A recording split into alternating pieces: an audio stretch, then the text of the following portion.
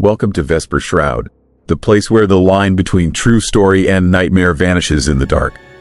Tonight, we travel into the Appalachian Mountains, a place both breathtaking and unforgiving.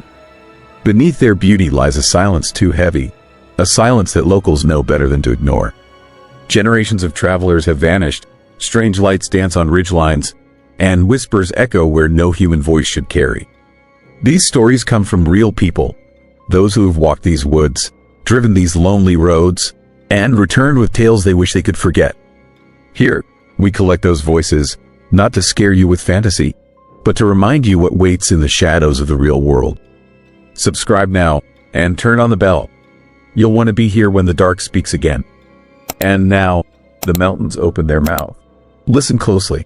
Story 1. Radio tower screaming at dawn. The screaming started at exactly 5:03 every morning, and it took me 2 weeks to realize the voice belonged to a man who drowned 40 years ago. I worked the overnight shift at WLKE, a small AM radio station outside Erie, Pennsylvania. It is a dying medium, I know, but it pays the bills and the isolation suits me. Most nights, I am completely alone in the building, running automated programming and monitoring equipment that has been operational since the 70s. The work is mindless, peaceful, or at least it was, until the transmissions began. The first time I heard it, I thought someone had hijacked our frequency. A piercing, horrifying scream erupted from the monitors at 5:03 in the morning. Raw terror, pure agony, the kind of sound that makes your blood freeze and your stomach drop. A man, this voice, screaming for help over and over, his words dissolving into incoherent shrieks of absolute fear. The transmission lasted exactly 47 seconds, then cut off abruptly, leaving only the hum of our normal programming. I checked every system. Our signal was clean. No intrusion, no override. The scream had not interrupted our broadcast. It existed only in the monitoring equipment. Only I had heard it. I filed a report and went home shaking, unable to shake the disturbing sound from my mind. The terror in that voice was real, authentic. No one could fake that level of fear. The next morning, it happened again. 5:03 a.m. Same voice, same desperate screaming, same 47-second duration. I recorded it this time, my hands trembling as I adjusted the equipment. When I played it back, the audio revealed details I had missed during the live transmission. Between the screams, I could hear water, splashing, churning, and something else, a deep, rhythmic sound. Like breathing, but too slow, too deliberate. Not human breathing, something larger. By the third morning, I dreaded the approach of 5:03. The clock on the wall became an enemy, each tick bringing me closer to that terrible moment. When the screaming started again, identical to the previous days, I noticed something chilling. The voice was not just screaming for help. It was screaming a specific phrase. The same words, repeated over and over in escalating panic. He was saying a name, Lake Erie, and coordinates. He was giving his location, desperately broadcasting his position as he died. I spent that day researching. Erie has a dark history with the lake. Hundreds of drownings over the decades. Boats capsizing. Swimmers pulled under by unexpected currents. Winter ice breaking beneath fishermen. I searched obituaries and news archives, looking for deaths that matched the timeline and coordinates from the transmission. What I found made my skin crawl. In 1984, a commercial fisherman named Thomas Garrett went missing on Lake Erie. His boat was found empty, drifting near the coordinates the voice had been screaming. No body was ever recovered. The case was ruled an accidental drowning, though the circumstances were strange. His radio equipment was still functioning. His life vest was still on the boat. He had simply vanished during the early morning hours. The last transmission from his boat was logged at 5:03 a.m. A distress call that was never completed. Just static and interference that the Coast Guard could not explain. The screaming was Thomas Garrett. Somehow, his final moments were being broadcast through our equipment 40 years later. Not a recording. These were live transmissions. Real-time terror echoing across decades. The same death, experienced over and over, trapped in some horrifying loop that intersected with our frequency at the exact moment he had died. I tried to tell my supervisor. He thought I was suffering from sleep deprivation, hallucinating from too many overnight shifts. He suggested I take time off, get some rest, see a doctor. But I could not leave. Something compelled me to stay. To witness this, to understand what was happening. The screams felt like a message, a warning, or maybe a cry for help that still needed answering 4 decades too late. The transmissions continued, every morning, 5:03 a.m. Same voice, same terror, but I started noticing variations. Small changes. On the 7th morning, I heard something new beneath the screaming. Another voice, faint, distant, laughing. A low, wet sound that definitely was not human. It came from somewhere below the surface. From the depths where Thomas Garrett had drowned. Something had been there with him. Something that found his death amusing. I became obsessed. I set up additional recording equipment, trying to capture every detail. I enhanced the audio, filtering out interference, isolating individual sounds. What I discovered was worse than anything I could have imagined. The water sounds were wrong. The splashing and churning had a pattern, a rhythm, like something massive was circling beneath him, moving in deliberate loops, playing with him. The breathing I had heard was not breathing at all.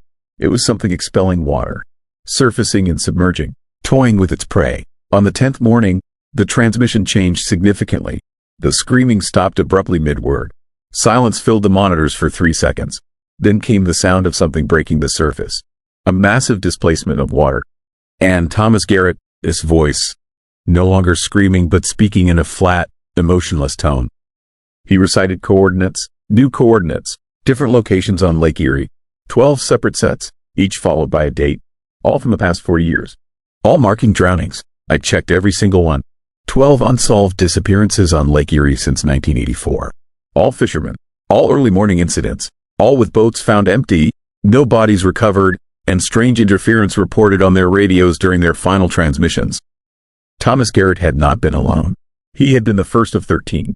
And something in the lake had been hunting them systematically, one by one, taking them during the pre-dawn hours when the water was darkest and help was farthest away. The 11th morning brought a new horror.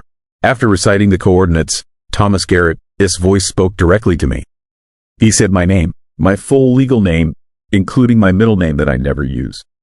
He said it with that same flat, emotionless delivery, and then he laughed. But it was not his laugh. It was the thing from beneath the water, using his voice like a puppet. It knew I was listening. It knew I had been documenting everything. And it was pleased. I should have run. I should have quit and never returned to that station. But I could not. The creepy obsession had consumed me completely. I needed to understand. I needed to know what was in the lake. What had taken 13 men over 40 years. What was powerful enough to trap their final moments in some kind of terrifying broadcast loop that only I could hear. On the 12th morning, the transmission lasted longer. 90 seconds instead of 47. Thomas Garrett, his voice described what was pulling him under. His words were clinical, detached, like he was reading from a script written by something that did not understand human emotion. He described tentacles, but not like any squid or octopus. These were translucent, filled with lights that pulsed like bioluminescent organs. They wrapped around him with intelligence, with purpose. The thing attached to them was massive, ancient, something that had lived in the deepest parts of Lake Erie for centuries, possibly millennia. Something that had developed a taste for human prey. He described how it communicated, not with sound, but with electrical impulses. Radio waves. It could sense broadcasts. It was attracted to them. That is why it took fishermen with radios, why their equipment always malfunctioned. The creature fed on the electrical signals, and in the process, it absorbed the final transmissions of its victims. Their dying moments became part of it, stored in whatever served as its memory.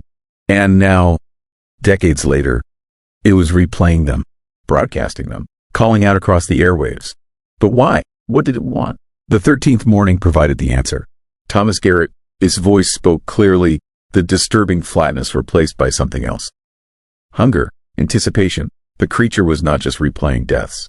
It was advertising them, demonstrating its kills to anyone who would listen. It was proud. And it was still hunting. The coordinates it broadcast were not just historical records. They were hunting grounds, territory it claimed, water it controlled, and the final set of coordinates it gave were new, fresh. They pointed to a location just off the Erie shoreline, the public boat launch, the place where dozens of fishermen departed every morning during the season. The transmission ended with an invitation. The thing in the lake wanted witnesses. It wanted someone to come to the water at 5:03 a.m. to watch, to broadcast what happened next.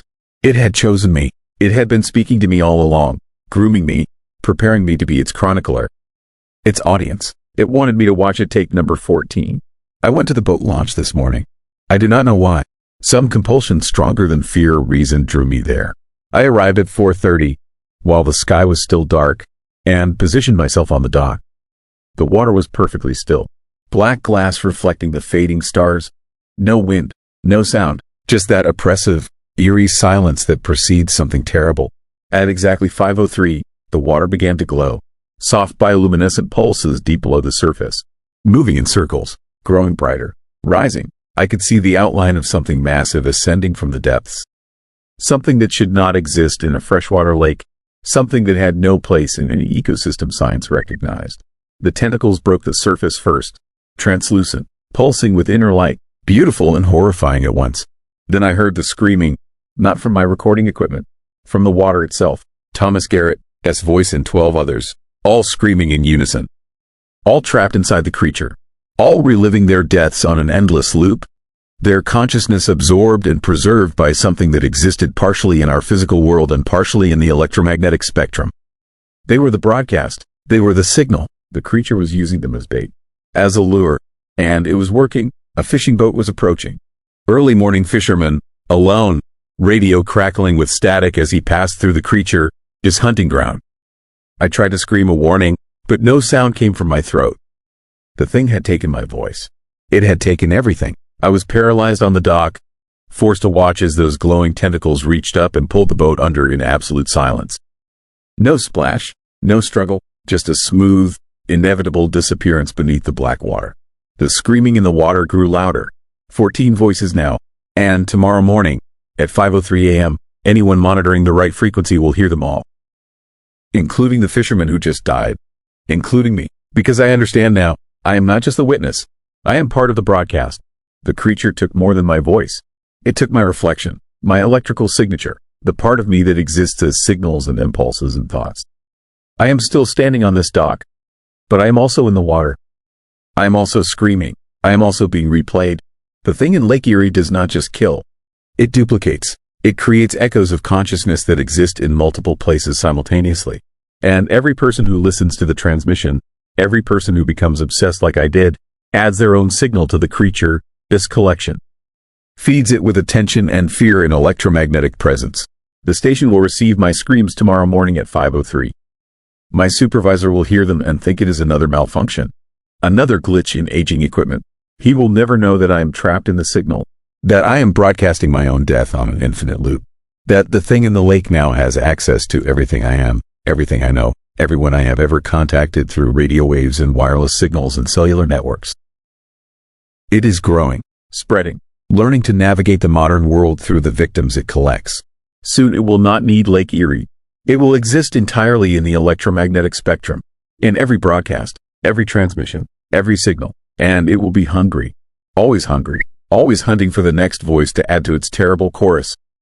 If you heard someone screaming for help on your radio at the same time every morning, would you investigate it or ignore it and hope it goes away? Write your answer in the comments below. Story 2. White Lady of Route 68. Have you ever picked up a stranger on a dark highway and realized too late that they were never really there at all? Because I did, and what happened on Route 68 that October night changed everything I thought I knew about death, about Pennsylvania, its forgotten roads, and about the horrifying thing that still waits in the shadows of Brady, East Bend.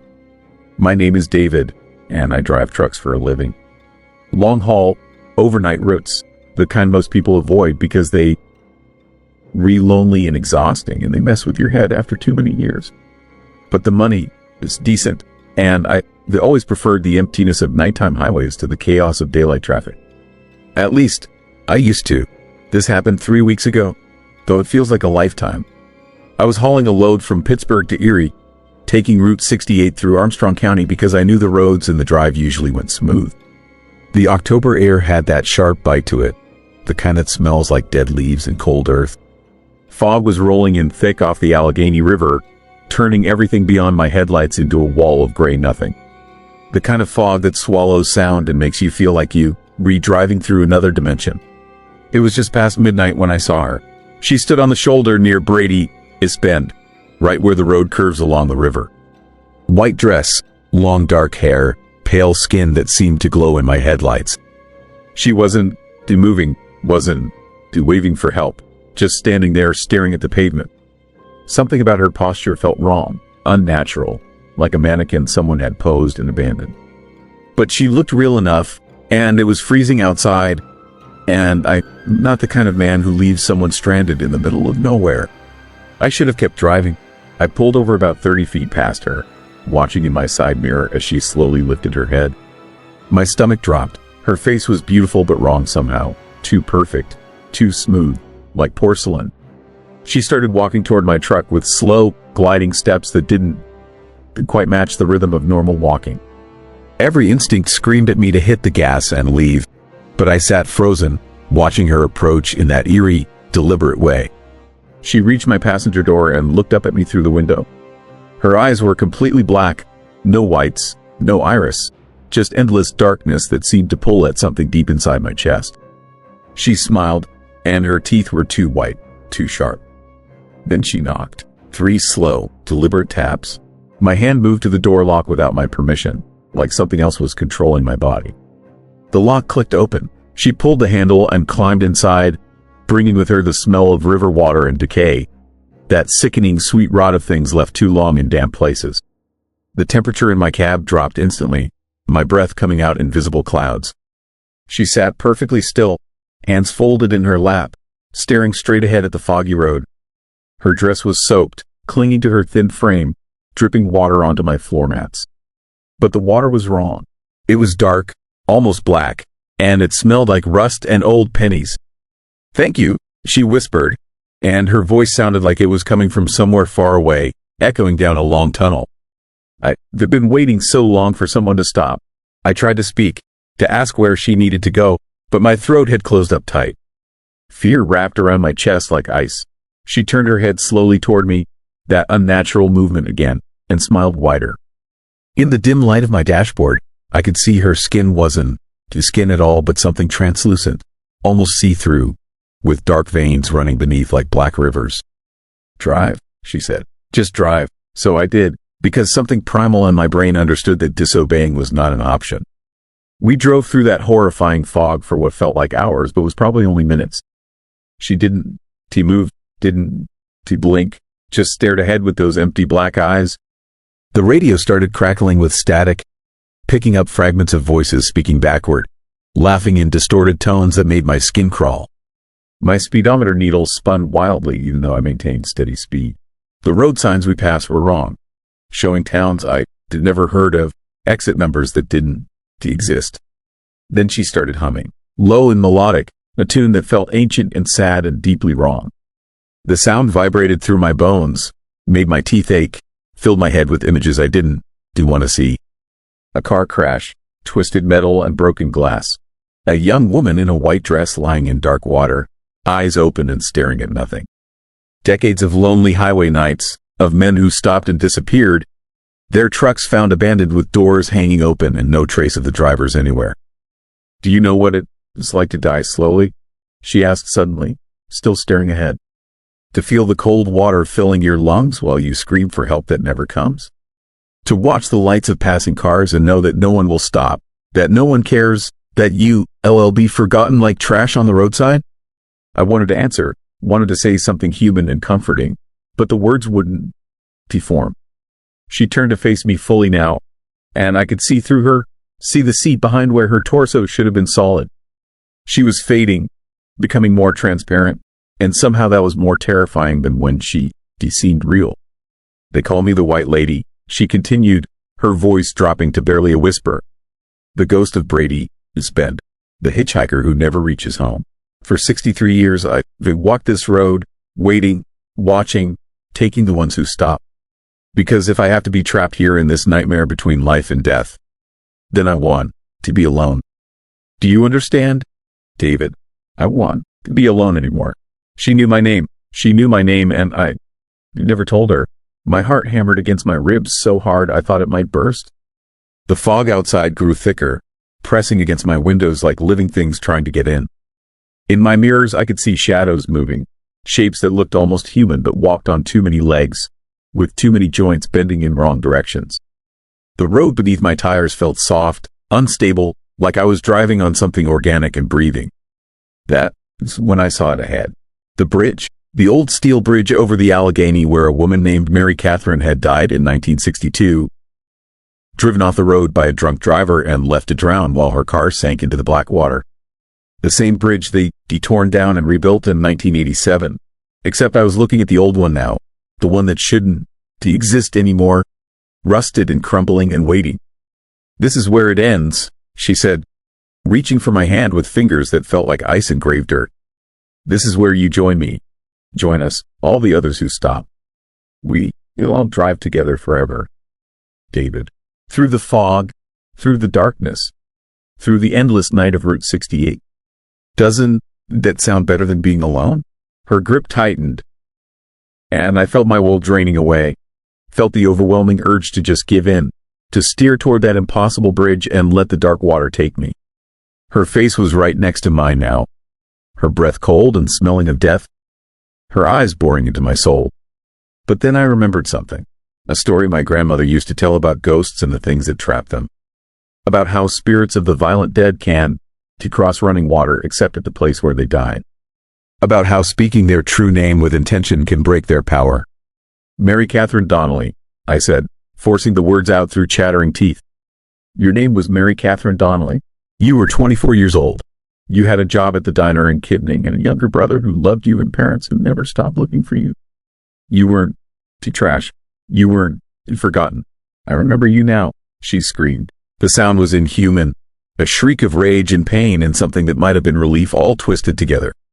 She exploded into black water that filled my cab, choking me, blinding me, dragging me down into freezing darkness. I couldn't breathe, couldn't see, couldn't think. My truck swerved wildly across the road. Then suddenly, nothing. I gasped awake. My truck stopped sideways across Route 68, hazard lights flashing. The fog was gone. The bridge ahead was the normal modern bridge, lit by streetlights and completely ordinary. My cab was dry. No water, no woman in white, no smell of decay. Just me, alone, shaking so hard my whole body hurt. I checked the date on my phone. No time had passed. It was still just after midnight. Same night, same October darkness. But on my passenger seat, there was a single object I hadn't seen in decades. A waterlogged photograph, edges curled and brown with age, showing a young woman in a white dress standing beside a 1960s sedan. On the back, written in faded ink, "Mary Catherine, summer 1962. I keep that photograph now, locked in a box I never opened but can throw away. I changed my routes. Avoid Route 68 entirely now. Take longer paths that cost me money and sleep but keep me far from Brady, East Bend and its fog-wrapped curves. Other drivers ask why, but I never tell them. How do you explain something that shouldn't exist, something that has been hunting on that dark highway for over 60 years? But here is what really keeps me awake at night, what makes me check my locks twice and look over my shoulder on every empty road. Last week, I heard about another truck driver who disappeared on Route 68. They found his rig abandoned near Brady, East Bend, driver, door open, engine still running. No sign of him anywhere. Just wet footprints on the passenger seat that led nowhere and smelled like river water. She was still out there, still waiting, still hungry for company in her eternal, horrifying loneliness. So here is my question for you, the one that haunts me every single night. If you were driving Route 68 and saw someone stranded in the fog, someone who looked desperate and afraid and real, could you drive past? Could you leave them there, knowing you might be condemning a living person to freeze or worse? Or would you stop? Would you unlock that door? Would you let the darkness climb inside? What would you do? Tell me in the comments below, because I need to know I'm not the only one who would have made the same terrifying choice. Story 3. Sheetz Monster. I never believed in monsters. Not until that night on Route 22, somewhere between nowhere and nothing, when I learned that some things in Pennsylvania don't want to be found. They want to find you. It started with a question I couldn't shake. Why do people keep disappearing along this stretch of highway?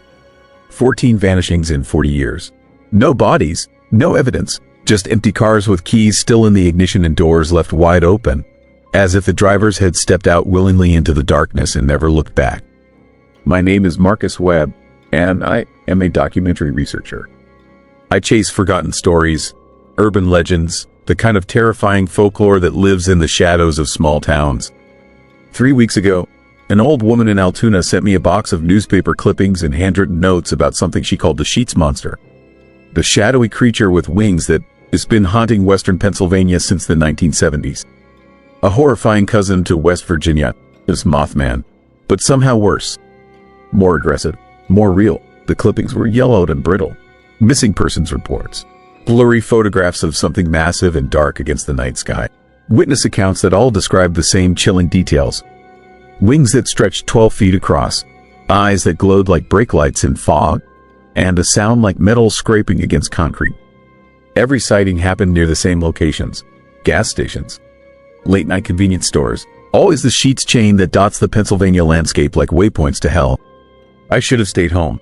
The sun was setting when I pulled into the Sheetz outside Ebensburg, population 3,000 and dropping. The parking lot was mostly empty, just my rental car and a semi-truck idling near the air pumps. Inside, fluorescent lights buzzed overhead, casting everything in that unsettling greenish glow that makes even normal places feel wrong. I bought coffee and asked the clerk about the disappearances. She went pale, actually lost color in her face like I said something forbidden. "You, not from here," she whispered, glancing at the windows. "You need to leave before dark. Don, to stop at any Sheetz after midnight. Don, to pull over if you see something in the road. And if you hear that sound, that scraping metal sound, you drive. You drive." And Dawn, to look back. Her fear was genuine, raw, the kind of terror you can fake. I left as the last sunlight bled from the sky, turning everything the color of old bruises. My plan was simple: drive Route 22 through the night, stop at every Sheetz, document everything. Maybe interview some locals if I found any willing to talk. The documentary would write itself. Except nothing about that night went according to plan. The first hour was uneventful. Dark highway, empty fields on both sides, the occasional truck roaring past. I stopped at a Sheetz in Blairsville around 10. The place was deserted except for a single employee who wouldn't to make eye contact. I felt watched the entire time I was there, even though I was clearly alone. The security cameras were pointed at strange angles, focused on the sky rather than the store interior. Back on the road, I noticed something odd. Every few miles, there were pull-offs with memorial crosses, fresh flowers, teddy bears weathered by rain, more than I'd ever seen on any highway. Each one marked a spot where someone had vanished, though the official story always called them accidents or voluntary departures. The radio started acting strange around 11. Static would cut through every station, and in that static, I swear I heard breathing. Deep and rhythmic, like something massive inhaling and exhaling. I told myself it was interference from the mountains. Nothing more. I was lying to myself. At 11:40, my headlights caught something in the road ahead. Not an animal, too tall, too angular. It stood in the center lane, motionless, and as I got closer, my blood went cold. The figure was humanoid but wrong. Arms too long, head too small, and from its back, even in the darkness, I could see the shape of wings folded against its body. I slammed the brakes. My car screeched to a stop 50 feet away. The thing didn't move, didn't react, just stood there, illuminated in my high beams, and I realized with mounting horror that I could see through it. Not completely transparent, but like looking at something through dark water. Shadowy and fluid and absolutely terrifying. Then it turned its head toward me. Those eyes, Christ, those eyes, they glowed red and orange, pulsing like embers in a dying fire. And they were looking directly at me with an intelligence that made my skin crawl. This wasn't some animal. This was something that knew exactly what it was doing. The scraping sound started, metal on concrete, rhythmic and deliberate, coming from everywhere and nowhere. My hands shook on the steering wheel. Every instinct screamed at me to reverse, to run. But I was frozen, paralyzed by a fear so primal it bypassed rational thought entirely. The creature spread its wings. They unfolded like massive black sails, blotting out the stars, stretching impossibly wide. The wingspan had to be 15 feet, maybe more, leathery and ribbed with what looked like bone structure underneath. And then it moved, not toward me, into the air. It launched itself skyward with a single powerful thrust, rising above my car with that horrifying scraping sound growing louder. I could see its shadow passing over my windshield, blocking the moon. My rearview mirror showed it circling back, coming around for another pass. I floored the accelerator. The engine roared. The car shot forward, and I focused on nothing but the road ahead. The yellow lines, the darkness beyond my headlights.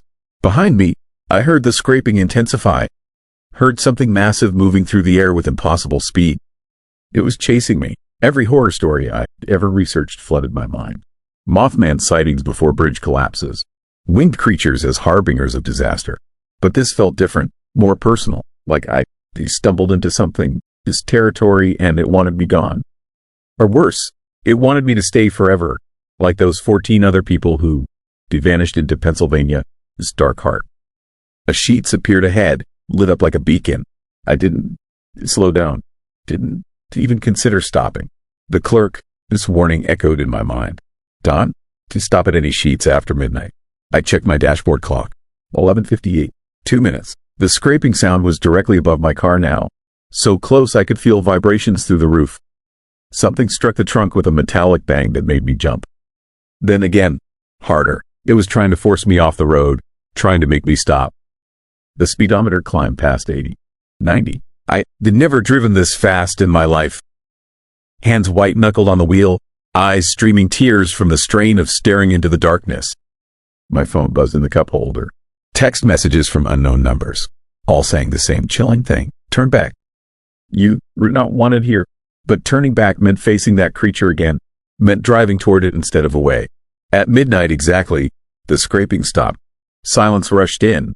So sudden and complete it felt like going deaf. I eased off the gas, heart hammering, and checked my mirrors. Nothing. Empty road behind me, empty sky above. The creature was gone as abruptly as it had appeared. I pulled into the next town, a place called Armstrong, and sat in a 24-hour diner until sunrise, drinking coffee and shaking. The waitress didn't ask questions. She just kept refilling my cup and avoided looking out the windows. When I finally worked up the courage to examine my car in daylight, I found deep scratches across the trunk. Gouges in the metal that looked like they'd been made by something with 3 long claws. And in the dust on my rear windshield, someone or something had traced a message. They've been waiting. I left Pennsylvania that morning in Haven, gone back. But here, it's what keeps me awake at night. What makes this story truly horrifying. They've been researching the Sheetz monster for weeks now, digging through every scrap of information I can find. And I discovered something that turned my blood to ice. Every single person who disappeared along Route 22 had one thing in common. They were all researchers, journalists, documentary filmmakers, people asking questions about the creature, people like me. And yesterday, I found a newspaper clipping from 1974. A grainy photograph of a massive winged figure perched on top of a Sheetz sign. The caption read, "Unknown creature photographed in Ebensburg." Witness claims it was watching the parking lot for hours. I looked at the photograph closely, enlarged it on my computer, and in the reflection of the store window, barely visible, I could see someone sitting in a car. Taking the picture, the person looked exactly like me. Same jacket, same rental car, same terrified expression. But that photograph was taken 50 years ago. So here is my question for you. If you saw something on a dark highway, something with wings and glowing eyes, something that shouldn't exist, would you drive away, or would you stop to document it, knowing you might never leave? Write your answer in the comments below. Story 4. Echoes of the Great Flood, the Ghosts of Johnstown. What if I told you that over 2,200 people died in a single moment, and their screams never stopped echoing? I'm standing in what used to be my dream home, in Johnstown, Pennsylvania, and I can hear them right now. The phantom cries, the terrifying wails of children who drowned more than 100 years ago. They were in my walls. They were in my foundation. And I think they were trying to pull me down into the water with them. Let me explain how I got here. How a normal, rational person like me ended up living in one of America's most haunted places, where the greatest disaster of the 19th century left behind something far more terrifying than just historical tragedy. I am a preservation specialist. That's my job. I travel around the country finding old houses, forgotten buildings, structures that shouldn't be torn down because they matter historically, culturally, architecturally. I spent 3 years working in Boston, then 2 years in New Orleans, and I was ready for something different, something smaller, something quieter than the big cities had become. Johnstown seemed perfect. It is a small town nestled in the Appalachian foothills of western Pennsylvania, about an hour northeast of Pittsburgh. The town has this charming, old-world quality, with Victorian architecture and tree-lined streets that haven't changed much in 100 years. The real estate agent, a woman named Carol, showed me a beautiful property on a quiet street. The house was built in 1892, just 3 years after the Great Flood. The sellers were motivated, Carol said, and the price was extraordinarily reasonable for a home in such excellent condition. I should have asked why. I should have done more research. Instead, I fell in love with the place immediately. The way afternoon light streamed through the tall windows, the original hardwood floors, the wraparound porch that faced east toward the morning sun. The price was so absurdly low that I made an offer within 24 hours. It was accepted that same day. The closing happened on a gray October afternoon. I drove up to Johnstown with the keys in my pocket, feeling a sense of genuine accomplishment. I worked hard, saved carefully, and now I owned a piece of American history.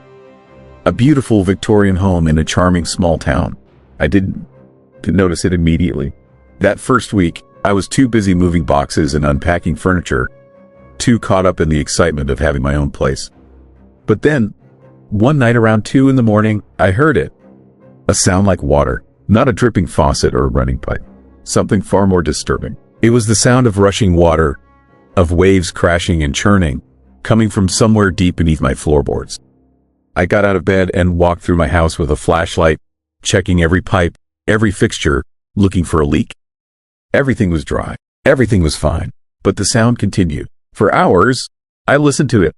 That horrible, eerie rushing noise like a tidal wave trapped beneath my house. By morning, it had faded away. I told myself it must have been the wind or my imagination, some kind of auditory trick caused by being alone in a new place. It happened again the next night, and the night after that. Always around 2 in the morning. Always that sound of rushing, churning water. I called a plumber. A man named Tom came out and spent 3 hours checking every inch of my plumbing system. He found nothing. No leaks, no structural damage, no explanation for the sounds I'd been hearing.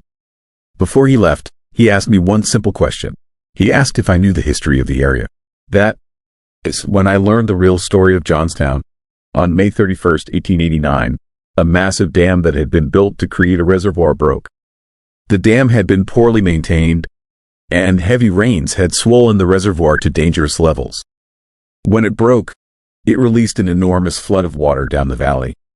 The water was moving at approximately 40 miles per hour when it hit Johnstown. It was a wall of destruction, carrying debris, trees, buildings, and people. More than 2,200 people died. The death toll was staggering. Families were torn apart. Children were ripped from their parents' arms. The water destroyed homes, businesses, entire neighborhoods. It carved a terrifying path of destruction through the valley. But here was the truly chilling part. What Tom told me as he was leaving. What Carol, the real estate agent, had carefully omitted from her sales pitch. The water came at 2 in the morning. The residents heard it first, a distant rumble like an approaching train. Then the sound got louder, closer, more intense. People woke up screaming. They tried to run. They tried to escape, but the water was too fast, too powerful, too overwhelming. Some were crushed by debris. Others drowned. Many were never found. Their bodies were either swept away entirely or buried so deep in mud and wreckage that identification was impossible. And according to Tom, and according to local legend, the flood never really stopped. Not in the spiritual sense. The phantom sounds, the phantom cries, the terrifying echoes of that night continued to haunt the valley. People reported hearing water sounds at 2 in the morning. Some claimed to see apparitions dressed in period clothing from the 1880s, wandering the streets as if they were still fleeing the water. Some claimed to feel sudden, inexplicable cold spots in their homes, as if a vast body of frigid water was passing through. I didn't believe any of it. I was a rational, educated person. I didn't believe in ghosts or hauntings or supernatural phenomena. There had to be a logical explanation for the sounds I'd been hearing. Settling foundations, maybe. Underground springs. Anything but ghosts. I decided to do research. I went to the Johnstown Historical Society and spent an entire day poring over archives, old newspapers, photographs from the disaster. The images were horrifying. The destruction was almost impossible to comprehend. Entire neighborhoods had been wiped away. The water had carved a channel of absolute devastation through the town. But it was one particular article that stopped me cold. It was from a newspaper dated June 2nd, 1889, 2 days after the flood. The headline read, "The Phantom Cries of the Lost." The article described reports from survivors who had been in the town in the hours and days immediately following the disaster. They spoke of hearing children crying in the darkness, of hearing voices calling out names of loved ones, of seeing figures dressed in Victorian clothing walking through the streets at night, their faces twisted in expressions of terror. One account particularly disturbed me. A woman named Margaret Walsh had written a letter to the newspaper describing how she heard a child, his voice at 2 in the morning, crying out for help, calling for its mother. She followed the sound through the town, driven by a compulsion she couldn't explain. The voice led her deeper and deeper into an area that had been completely destroyed by the flood. Finally, she reached what remained of a schoolhouse, where the voice seemed to be coming from beneath the rubble. When workers had dug in that spot the next day, they found the remains of 7 children who had been trapped there when the building collapsed. But here was the part that made my blood run cold. Margaret Walsh had written that the voice hadn't just been coming from that location before anyone knew the children were there. The voice had been guiding her, calling to her, deliberately leading her rescue workers to their location. It was as if the children, as spirits, were reaching out from beyond death, trying to ensure their remains were found and given proper burial. I left the Historical Society feeling deeply unsettled, but I still didn't believe in ghosts. There had to be a rational explanation. Perhaps some kind of mass hysteria had gripped the town after the disaster. Trauma could do strange things to people's minds. It could make them hear things that weren't there, see things that didn't exist. That night, I made a decision. I was going to sleep in my house and document everything I heard. I would record the sounds, measure the temperature, look for logical explanations. By morning, I would have solved this mystery through science and reason. I went to bed at 11. I had my phone charging on the nightstand, ready to record. I had a digital thermometer nearby to check for temperature fluctuations.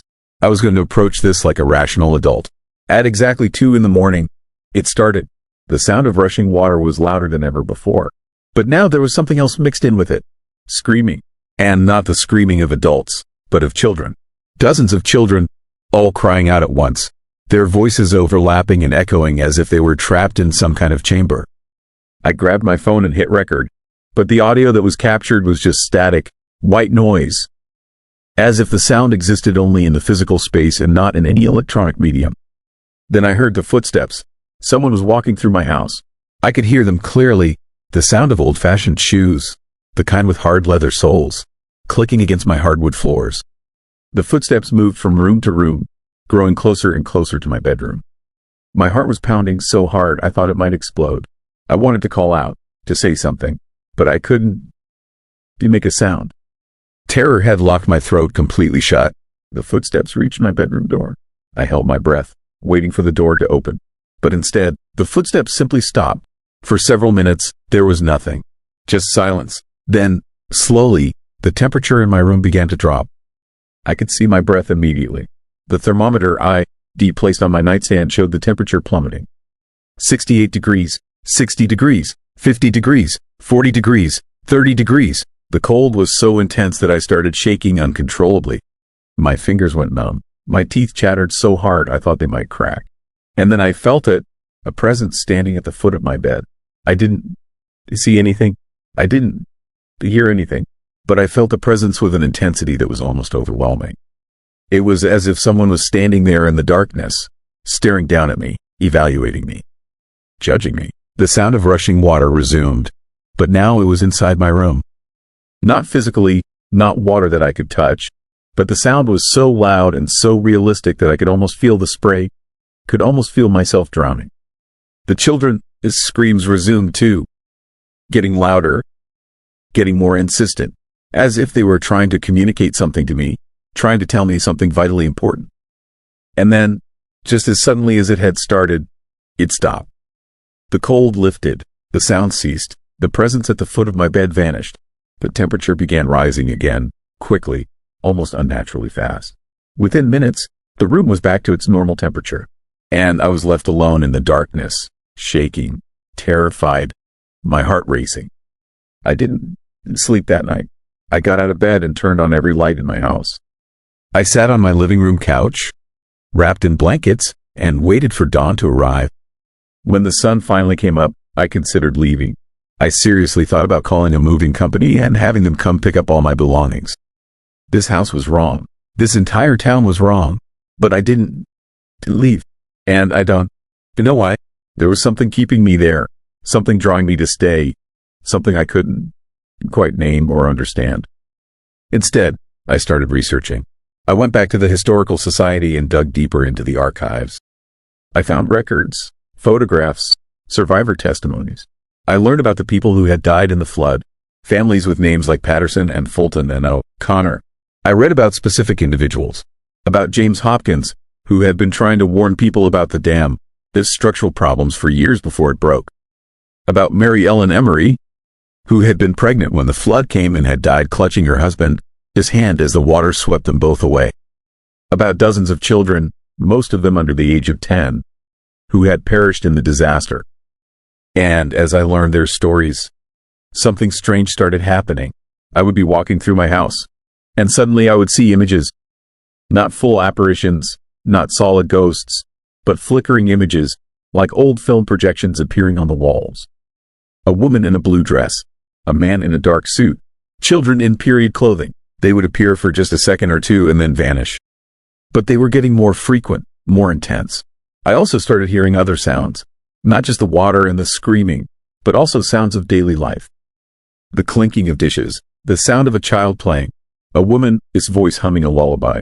It was as if my house was existing in two time periods simultaneously, and I was caught between them.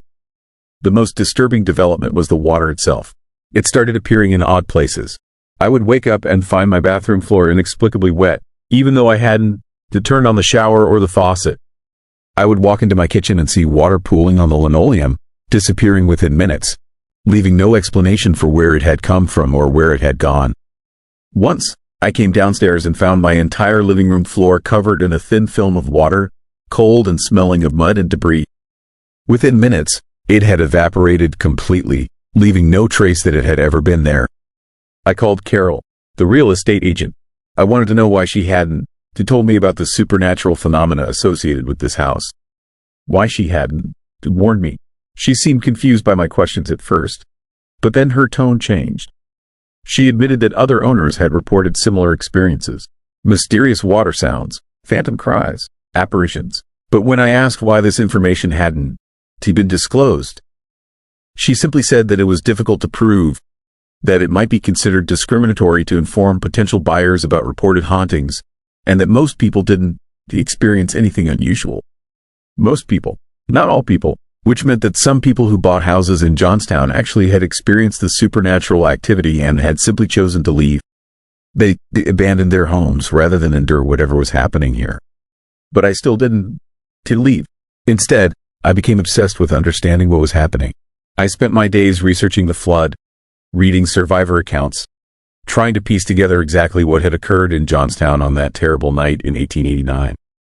And I spent my nights alone in my house, listening to the sounds, watching for the apparitions, trying to communicate with whatever was haunting this place.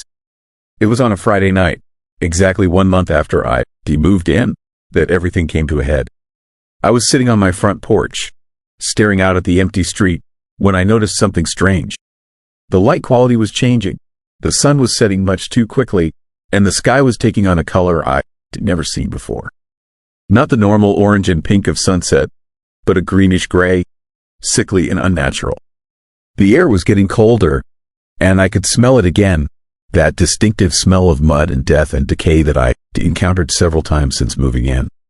And then I heard the sound. Not the water sounds from inside the house, but a sound coming from down the street. A distant rumble, like an approaching train, getting closer and closer, louder and louder. I stood up, my legs shaking. I knew what this was. I knew it was coming. After a month of living here, after a month of hearing the echoes and seeing the visions, I suddenly understood. The spirits of Johnstown weren't just trapped in the past. They were somehow replaying that terrible night over and over again, forever caught in the moment of their death. The rumble got louder. I could hear it now. That distinctive sound that had been so terrifying 130 years ago. The sound of an enormous wave of water, 40 miles per hour, carrying death and destruction. approaching the town. I looked down the street, and I could see it. Or rather, I could see what looked like it. The street was shimmering. The air was distorting, and in that distortion, I could see the outline of an enormous mass of water, debris, bodies, all being carried toward me by an unstoppable force. I should have been terrified. I should have run inside. But instead, I felt something else. I felt a profound sense of sadness, a recognition of suffering, an understanding of loss so complete and overwhelming that it brought me to my knees.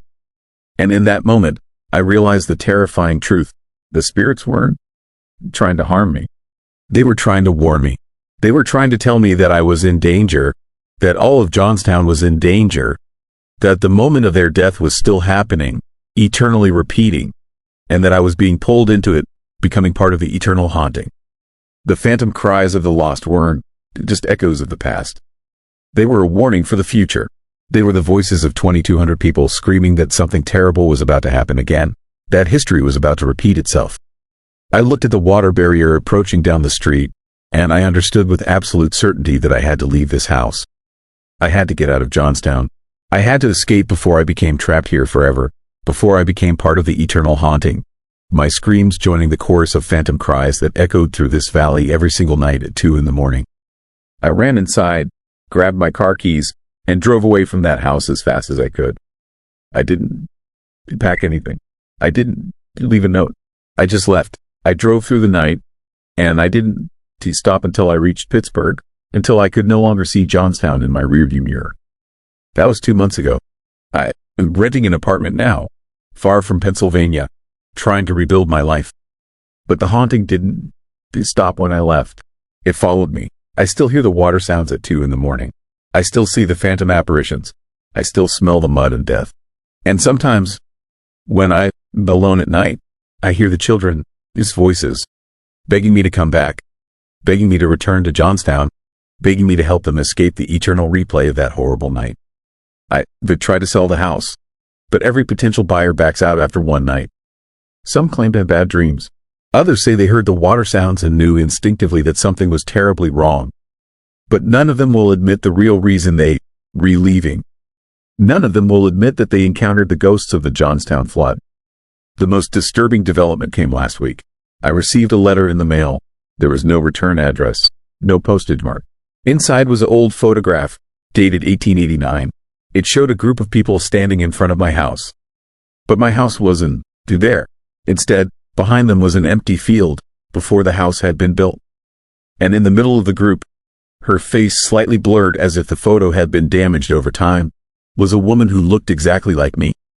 Not similar to me, identical to me. Same face, same features, same everything. On the back of the photograph, written in handwriting that looked disturbingly similar to my own, was a single sentence, "Welcome home." I think I finally understand what is happening. I think the spirits of Johnstown Dawn, they just haunt the town. I think they redrawn to certain people they recognize, people they've been waiting for. And somehow, impossibly, I was connected to that disaster. I have no ancestors in Johnstown. I have no family connection to anyone who died in the flood. But somehow, my soul, or my spirit, or some essential part of who I am, was part of that tragedy. And by buying that house, by moving to Johnstown, I broken whatever barrier was keeping me separate from the haunting. That collapsed the distance between my life and the eternal nightmare of 1889. The water sounds are getting louder. The apparitions are becoming more visible. And tonight, I suspect the sound of the approaching flood will be audible everywhere in the town, not just in my house. And I suspect that when that happens, when the phantom cries become loud enough for everyone to hear, people are going to realize that Johnstown isn't just haunted by the past. It is being consumed by it. Slowly, gradually, night by night, the town is being pulled back into that moment in 1889 when the dam broke and everything changed. And anyone who lives there long enough will eventually join the chorus of the dead, their screams becoming part of the eternal haunting. But I'm not done with this yet. I am not ready to accept my fate. So here is my question for you, the person listening to my account. If you discovered that you were somehow connected to a historical tragedy, that your very presence in a haunted location was strengthening the spiritual activity there, making it more powerful and more dangerous, What would you do? Would you try to fight it and uncover the truth, even if it meant facing your own mortality? Or would you do what I did, run away and try to pretend it never happened? Write your answer in the comments below, because I need to know. I need to understand if anyone else has experienced anything remotely similar, if there is any way to break free from this curse. Because every night at 2 a.m, I hear that water sound, and it is getting closer, and I don't know how much longer I can run. Story 5. Hex that never died.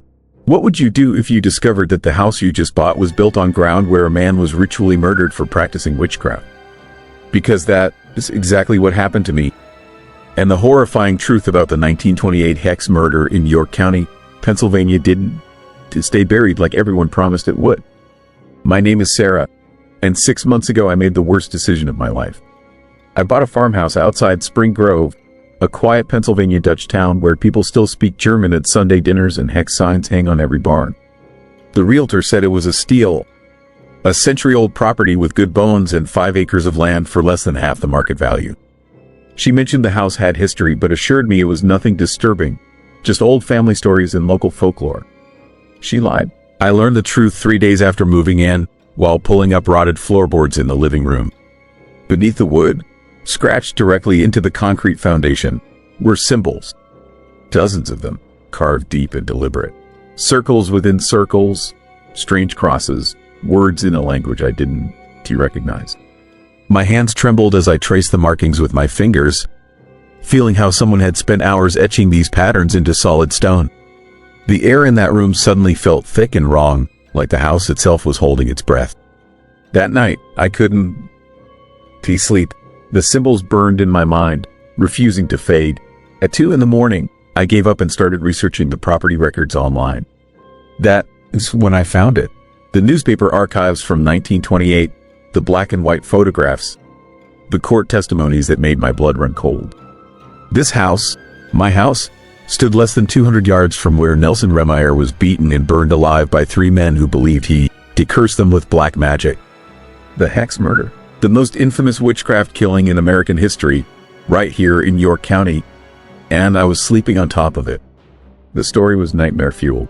A farmer named John Blymeyer convinced himself that Remeyer, a local powwow doctor who practiced folk magic, had hexed him with chronic illness and bad luck. Blymeyer consulted multiple hex doctors, and they all told him the same terrifying thing. To break the curse, he needed Remeyer, a spellbook, and a lock of his hair. If Remeyer refused, Blymeyer would have to bury the book 6 feet under, or burn Remeyer himself. On November 27, 1928, Blymeyer and 2 accomplices went to Remeyer's farmhouse. When Remeyer wouldn't give up his book, they attacked him, beat him with a block of wood, tied him up, poured kerosene over his body and set him on fire while he was still alive. The screams echoed across the fields that night, witnesses said. Screams that sounded inhuman and filled with a rage that transcended death. They never found Remeyer's spellbook. Some say it is still hidden somewhere on this property, bound in leather and filled with curses so powerful they could destroy a man's soul. I should have left right then. Should have packed my things and walked away from that cursed place. But I am stubborn and practical, and I sunk every dollar I had into the down payment. Besides, I told myself, it happened almost a century ago. The past is dead. Ghosts, Aaron. It's real. The first disturbing incident happened 4 days later. I woke to the smell of smoke, acrid and thick, filling my bedroom. I bolted upright, hard hammering, expecting to see flames. But there was nothing. No fire. No source for the smell. Just that overwhelming stench of burning that made my eyes water and my throat close. I searched every room, checked every outlet, found nothing. The smell faded after 20 minutes, leaving me shaking and confused in my dark hallway. It happened again the next night, and the night after that. Always at exactly 3:17 in the morning. Always that same horrifying smell of flesh and kerosene burning together. I started sleeping with my windows open despite the November cold, desperate for fresh air, but it didn't help. The smoke smell came from inside the walls, from beneath the floors, from the house itself. Then the shadows started moving. I could catch them in my peripheral vision, dark shapes that didn't match any object in the room. They slid along the walls when I wasn't to looking directly at them, pooling in corners, stretching across ceilings like living things. One night I watched one creep across my bedroom floor, a darkness so complete it seemed to absorb light, moving toward my bed with slow, deliberate intention. I turned on every lamp in the house and didn't sleep until sunrise. The real terror began when I found the book. I was cleaning out the old root cellar, a stone chamber beneath the house that smelled like earth and decay. Behind a loose stone in the wall, wrapped in oilcloth gone brittle with age, was a small leather-bound volume. My hands shook as I unwrapped it. The leather felt wrong against my skin, too warm, almost pulsing. Inside, pages of handwritten German, bizarre diagrams, and instructions for rituals I didn't want to understand. Herbs for hexing enemies, spells to sicken livestock, methods for binding a person, his soul to a specific location. This was Remeyer's spellbook, the one they killed him for, the one that had been lost for 96 years. And I was holding it in my hands in the darkness of that Erie cellar. I should have burned it, should have taken it to a church or buried it or done anything except what I actually did. But something compelled me to keep reading, to flip through those disturbing pages filled with folk magic and hex signs and instructions written in Remeyer's own hand. One entry stopped me cold. It was a binding ritual, a way to tie your spirit to a place so that even death couldn't free you. A way to ensure you could take revenge on anyone who entered your territory. The instructions were clear and chilling. Carve protective symbols into the foundation. Bury personal items at the four corners of the property. Speak the words of binding at the moment of your death, and your rage would live forever in that ground. The symbols in my living room, they matched the ones in the book exactly. That is when I understood the horrifying truth. Remeyer had known someone was coming for him. He prepared for it, performed the ritual, bound himself to this land before they ever reached his door. And when they burned him alive, his dying screams hadn't been just pain. They'd been the final words of the spell, the activation of a curse that would trap his angry spirit here for eternity. I wasn't alone in this house. I'd never been alone. The attacks started that same night. I woke to invisible hands pressing down on my chest, crushing the air from my lungs. The smell of smoke was overwhelming, burning my nose and throat. I couldn't move, couldn't breathe, couldn't scream. In the darkness above my bed, I saw him. A shadow shaped like a man, flames flickering across his form, black holes where his eyes should have been, staring down at me with pure hatred. His mouth opened, and smoke poured out, filling the room, filling my lungs, drowning me in the same fire that had killed him. I passed out, woke up on the floor at dawn with bruises around my throat shaped like fingerprints. The next week was a nightmare I can barely describe. Objects moved on their own, flying across rooms and shattering against walls. The temperature would drop 30 degrees in seconds, my breath fogging in the summer heat. I'd hear footsteps in empty hallways, the sound of someone dragging something heavy across the floor above me. At night, the scratching would start inside the walls, dozens of hands clawing at the wood, trying to break through. I tried to leave, packed my car 3 different times, but each time something stopped me. The car wouldn't start. The driveway would flood despite no rain. Once, every tire went flat simultaneously the moment I turned the key. The house wouldn't let me go. Remeyer wouldn't let me go. I consulted everyone I could find. Paranormal investigators who took one look at the property and refused to enter. A local priest who tried to perform a blessing but fled when the holy water in his hands began to boil. A Pennsylvania Dutch woman who specialized in powwow healing. She was the only one who told me the truth. The curse couldn't be broken, she said, because it was powered by Remeyer's murder, by the injustice of his death, by 96 years of rage and pain. The only way to end it was to give him what he wanted. Justice, recognition, his story told so the world would know he wasn't the evil hex master they declaimed, but a victim of paranoia and fear. So that's what I'm doing now. Telling you this story, sharing this horrifying piece of Pennsylvania history that most people want to forget. Nelson Remeyer died in flames, murdered for practicing folk healing and defending himself against superstitious neighbors. His spellbook sits on my desk, a testament to a tradition older than America itself. And his spirit still walks this land, still burns with anger, still waits for the justice he never received in life. The house is quieter now since I started researching his story, writing about what really happened. The shadow's done to move as often. The smoke smell has faded. But every night at 3:17 in the morning, I still wake up to the sound of someone screaming in the fields outside my window. Screams that sound like they coming from beneath the ground, from the past itself, from a nightmare that refuses to end. I am not leaving this house. Something tells me that I'm bound here now just like he is, connected by the simple act of holding his book and speaking his name.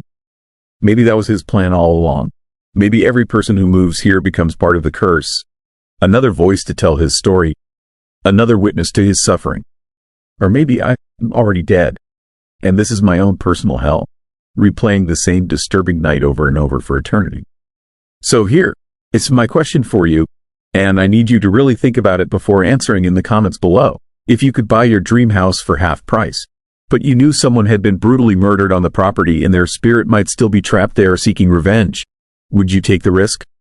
Would the logic of a good deal outweigh the fear of the unknown?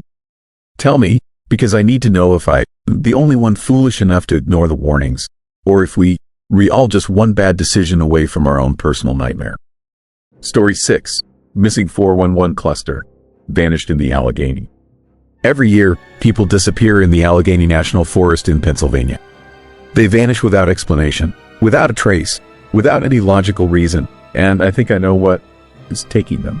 My name is Robert, and they've been a search and rescue coordinator for the Pennsylvania State Police for 19 years. I've worked hundreds of cases. Missing hikers, lost hunters, children who wandered away from their parents. Most of the time, we find them. Most of the time, there is a rational explanation. Someone got lost. Someone made a mistake. Someone panicked and hid in fear. But the Allegheny is different. There is a cluster of disappearances in that forest that doesn't follow any normal pattern. It doesn't match any conventional missing person case profile. And the more they investigated, the more they learned, the more they come to believe that something genuinely terrifying is happening in that vast, dense wilderness. Let me start with the numbers. Between 1947 and today, more than 50 documented cases of people vanishing in the Allegheny have been reported to state authorities. 50 in a forest that covers over 500,000 acres. Some years there are no disappearances. Other years, there are several. The cases cluster in certain areas, certain elevations, certain seasons. And the circumstances surrounding these disappearances are never straightforward. Take the case of Raymond Miller. He was a 53-year-old experienced hunter from Kane, Pennsylvania. He went into the forest in October of 1987 during deer season. He was well prepared. He had proper clothing, a rifle, a map, a compass. He knew the forest. He'd been hunting there for 30 years. On his second day in the forest, he radioed his brother from his hunting camp. He said he was going to scout a ridge about 2 miles away. He would be back by dark. He never came back. Search parties combed that forest for 2 weeks. They found nothing. No body, no equipment, no sign that Raymond Miller had ever been there at all. It was as if he simply ceased to exist. But here is the truly unsettling part. When rescuers searched the area where Raymond had set up his hunting camp, they found something bizarre. His campfire was still burning.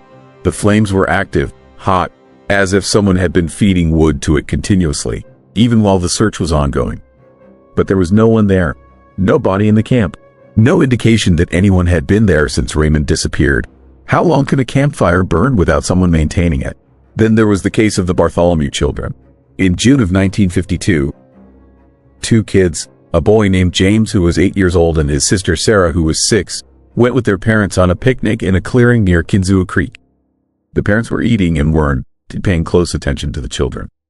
When they looked up, James and Sarah were gone. Just like that, vanished. The parents immediately began searching and called for help. Within an hour, state police and volunteers had arrived on scene. The forest in that area is dense, very dense. Thick trees, dense underbrush, difficult terrain. But it's not so dense that 2 small children could simply disappear without leaving any trace. Yet that is exactly what happened. Search parties scoured every inch of ground within a 5-mile radius. They found nothing. No bodies, no clothing, no indication of which direction the children had gone. But what they did find was disturbing. About 3 miles from where the children disappeared, searchers found a child's shoe. It was James's shoe. It was in perfect condition, completely unworn, as if it had been placed there deliberately. There was no blood, no sign of struggle, no dirt or debris that would indicate the child had walked there. The shoe was simply sitting on a rock, visible from the main trail. When authorities checked it, they found it still contained the original cardboard insole from when it was purchased. No foot had ever been in that shoe. How did two children disappear and have one piece of their clothing transported 3 miles away without any indication of what happened to them? I started investigating these cases obsessively about 5 years ago. At first, it was just professional curiosity. But the more I dug, the more I learned, the more convinced I became that something genuinely terrifying was occurring in that forest. Something that defied normal explanation. I began compiling data. I looked at weather patterns, lunar phases, seasonal changes, everything I could think of to find a pattern. And slowly, something emerged. The disappearances seemed to cluster around certain areas of the forest. There was a zone, roughly 10 miles north of the town of Marionville, where disappearances occurred at a rate that was statistically impossible. 3 major disappearances in that zone alone between 1978 and 1995. Plus several minor cases where people reported becoming lost, disoriented, confused in ways they couldn't explain. I decided to investigate that area personally. I took a week of vacation time and drove up to the Allegheny in late October. I wanted to hike the area, get a feel for the terrain, see if I could understand what was happening. I brought proper equipment, GPS, satellite phone, all the tools I would need. I was a professional. I was prepared. I was certain I could figure out what was really going on in that forest. I was completely, devastatingly wrong. I entered the forest at dawn. The morning was clear and cool, the kind of perfect autumn day that makes you love being outdoors. The leaves were turning, painting the forest in shades of gold and red and brown. I could hear birds singing, the rustling of small animals in the brush. It seemed like a completely normal, benign forest.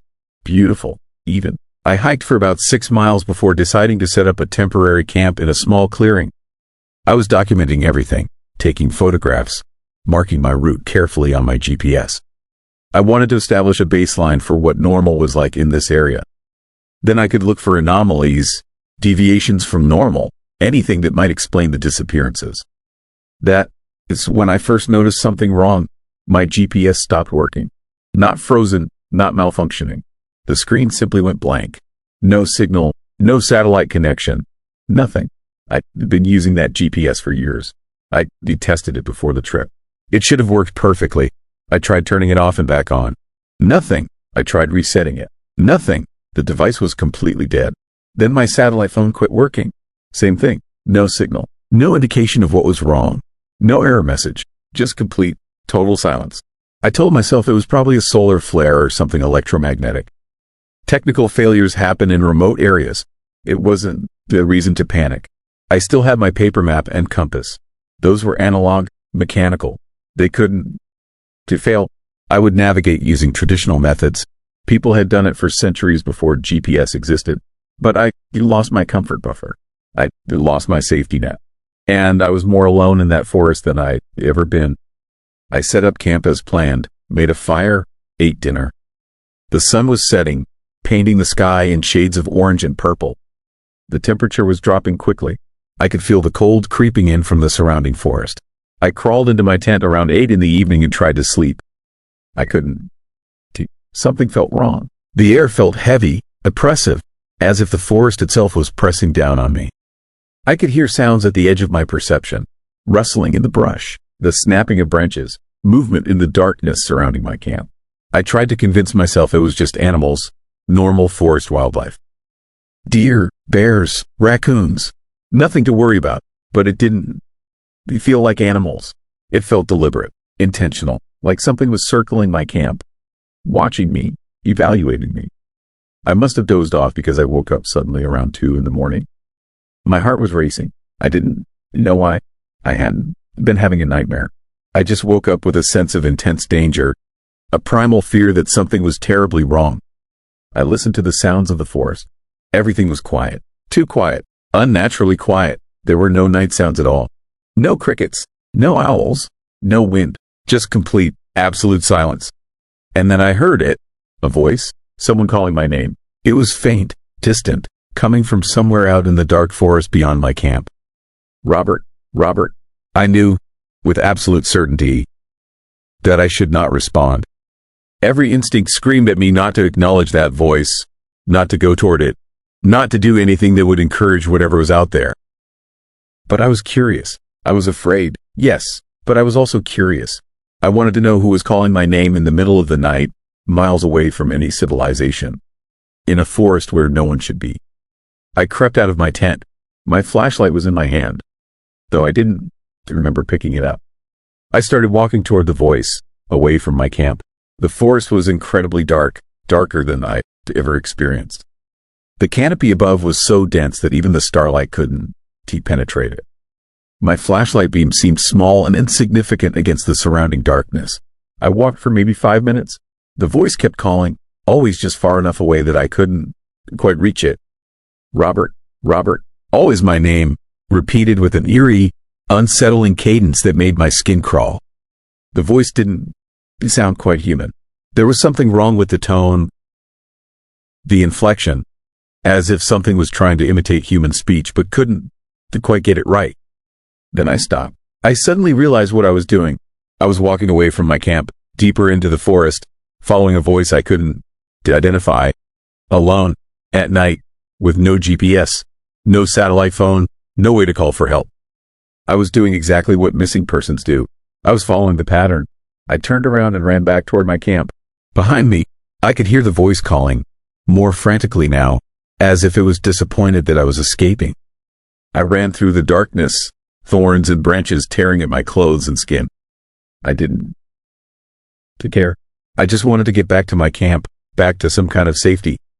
When I reached my camp, I grabbed my backpack and started hiking back toward the forest entrance. I wasn't going to sleep. I wasn't going to stay there another minute. I was leaving. Now, I hiked through the entire night, navigating by compass and my paper map. The forest seemed to fight me. I would try to follow a direct route back to the entrance, and I would somehow end up in areas I'd never seen before. Clearings that shouldn't have existed. Rock formations that appeared suddenly in my path. Terrain that seemed to shift and change, as if the forest was reorganizing itself to keep me lost. By the time I reached the forest entrance the next morning, I was delirious, exhausted, and terrified. I hiked for approximately 18 hours straight, but my map suggested that the distance I covered should have taken no more than 8 hours. I traveled approximately 3 times the distance I should have, and I had no explanation for why. That was 5 years ago. I never went back into the Allegheny. I couldn't. The memory of that voice calling my name, the sensation of something deliberately trying to lead me astray, was too traumatizing. But I continued researching the disappearances, and I discovered something terrifying. Every person who vanished in the Allegheny had reported similar phenomena in the days or weeks before their disappearance. They heard voices calling their names. They experienced GPS failures. They felt disoriented, confused, pulled toward certain areas of the forest even though they knew it was dangerous. The disappearances weren't too random. They were orchestrated, carefully orchestrated. Something in that forest was luring people in. Something was manipulating them, confusing them, deliberately pulling them away from safety. I found one account that particularly disturbed me. It was from a hiker named Marcus who went missing in 1982. Before he disappeared, he kept a journal that was recovered by searchers. In his final entry, written the day before he vanished, he described hearing music coming from the forest. Not threatening music, beautiful music, music that made him want to walk toward it, to follow it, to find its source. He wrote that he knew he should resist the urge. He knew it was dangerous, but he couldn't help it. The music was too beautiful, too compelling. He knew he was going to follow it, and he knew that following it would probably result in his death or disappearance. But he couldn't stop himself. His body was never found. But 3 weeks after he disappeared, a hiker reported finding his journal carefully placed on a rock near the Marionville area. The journal was in perfect condition. No weathering, no damage, as if it had been placed there very recently. As if something wanted to ensure that Marcus' final thoughts would be discovered. I realized something horrifying. Whatever was taking people from the Allegheny wasn't trying to hide. It was leaving clues. It was deliberately allowing evidence to be discovered. It wanted people to know what was happening. It wanted people to understand that something terrifying was occurring in that forest. Last month, I received a package at my office. There was no return address. Inside was a photograph. It showed a group of people standing in a clearing in the Allegheny. The photograph was old, very old, maybe from the 50s or 60s based on the clothing and photo quality.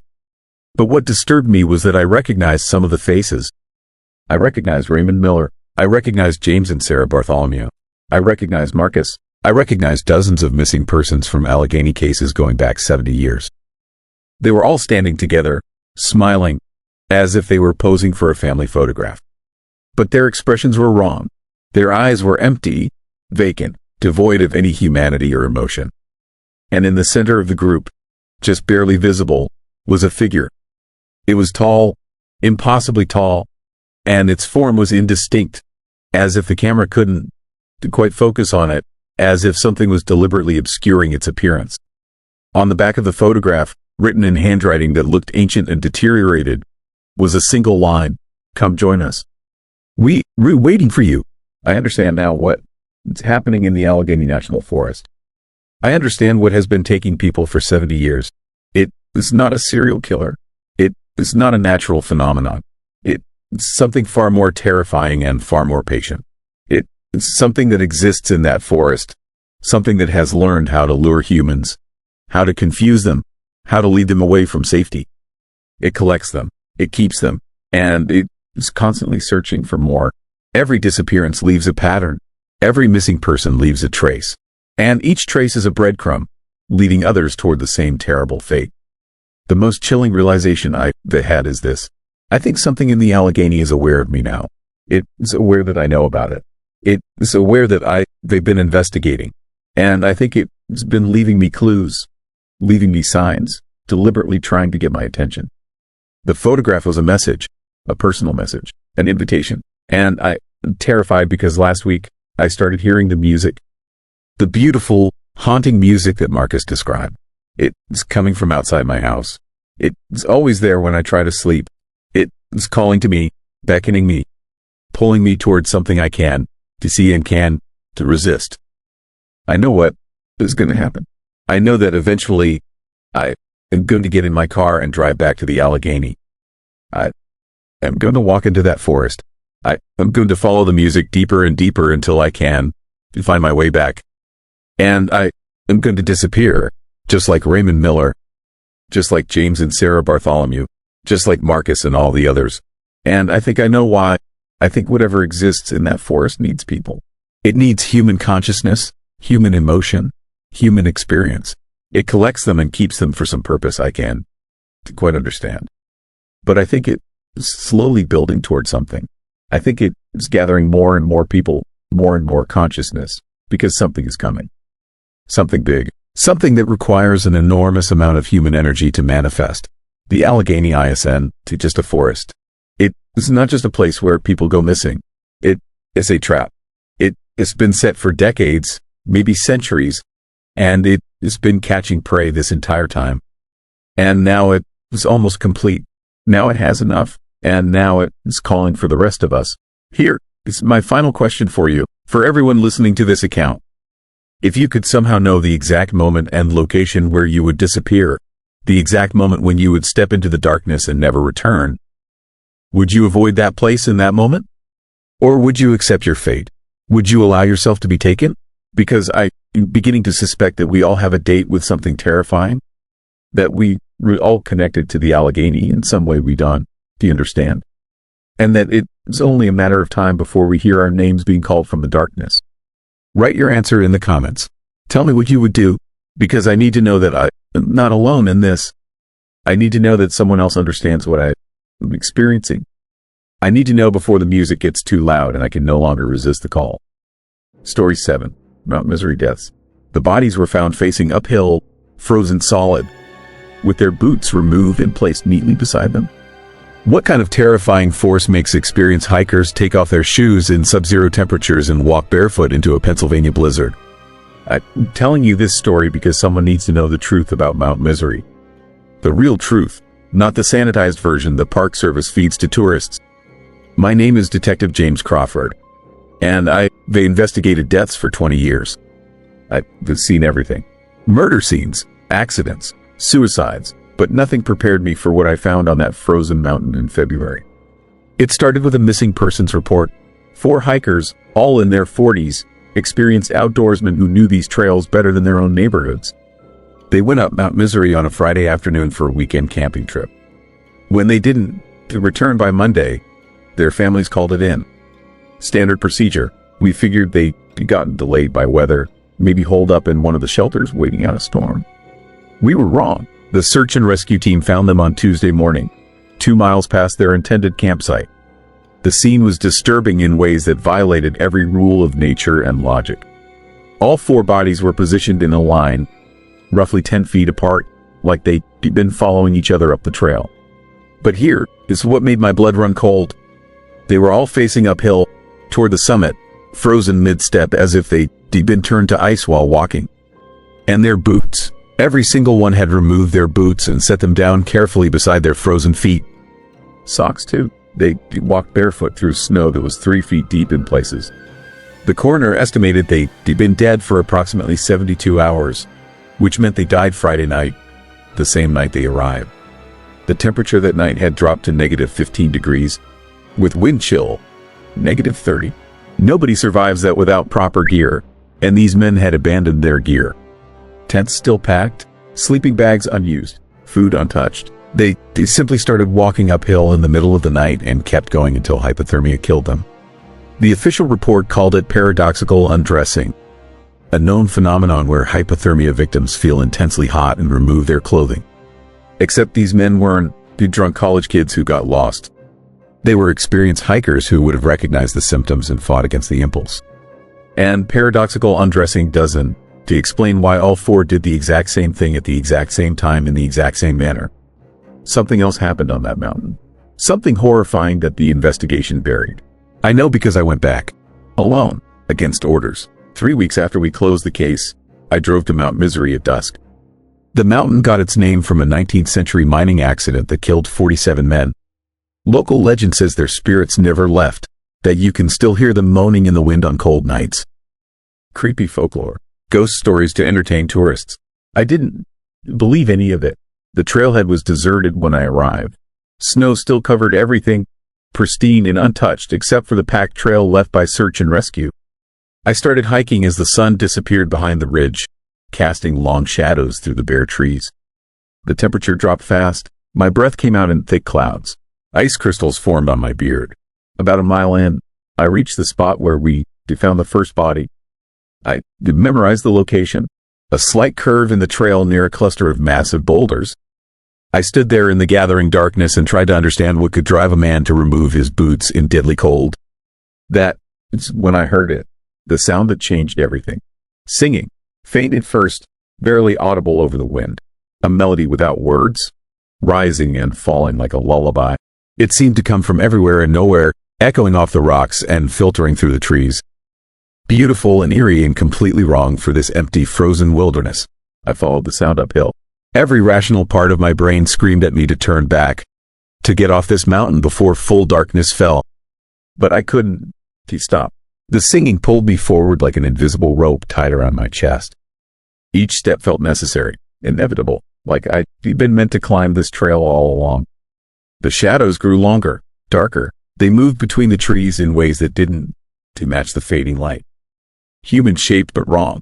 Too tall, too thin, gliding rather than walking. I reached the second body location, then the third. The singing grew louder with each spot, more insistent, and I realized with mounting horror that it wasn't to one voice.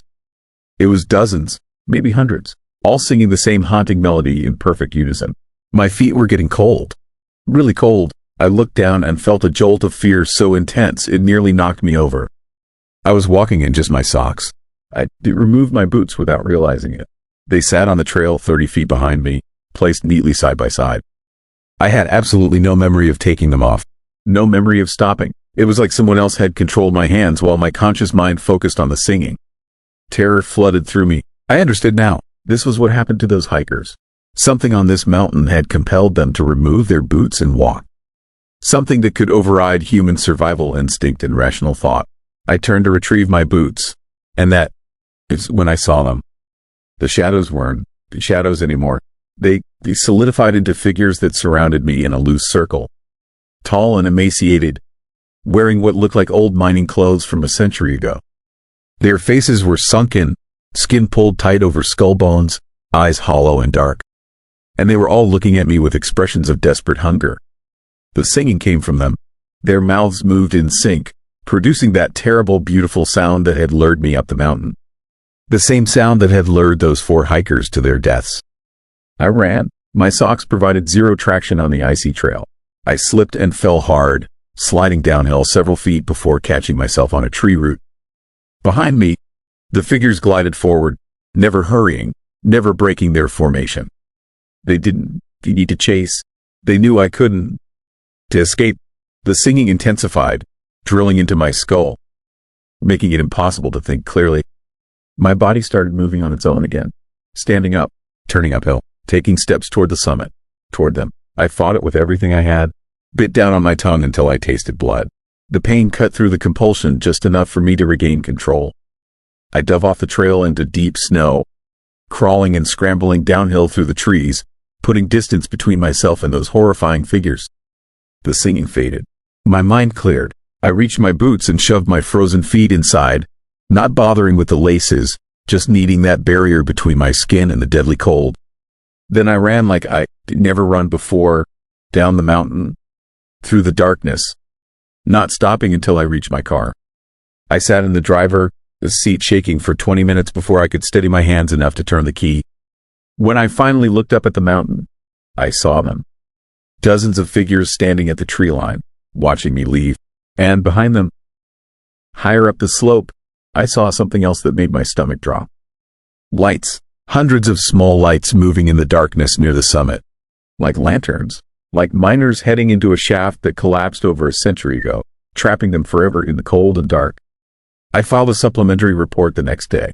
Recommended the trail be closed permanently. My lieutenant read it, gave me a long hard look, and suggested I take some time off.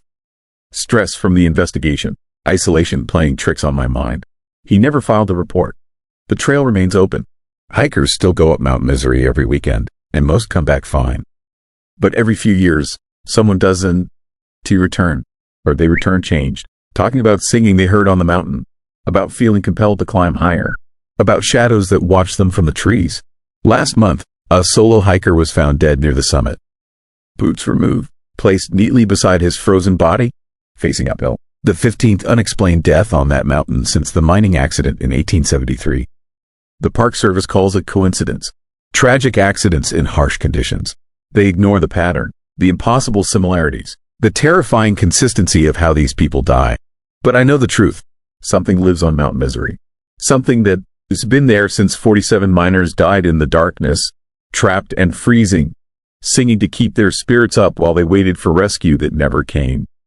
They were still waiting, still singing, still trying to warm themselves by pulling the living into their frozen nightmare.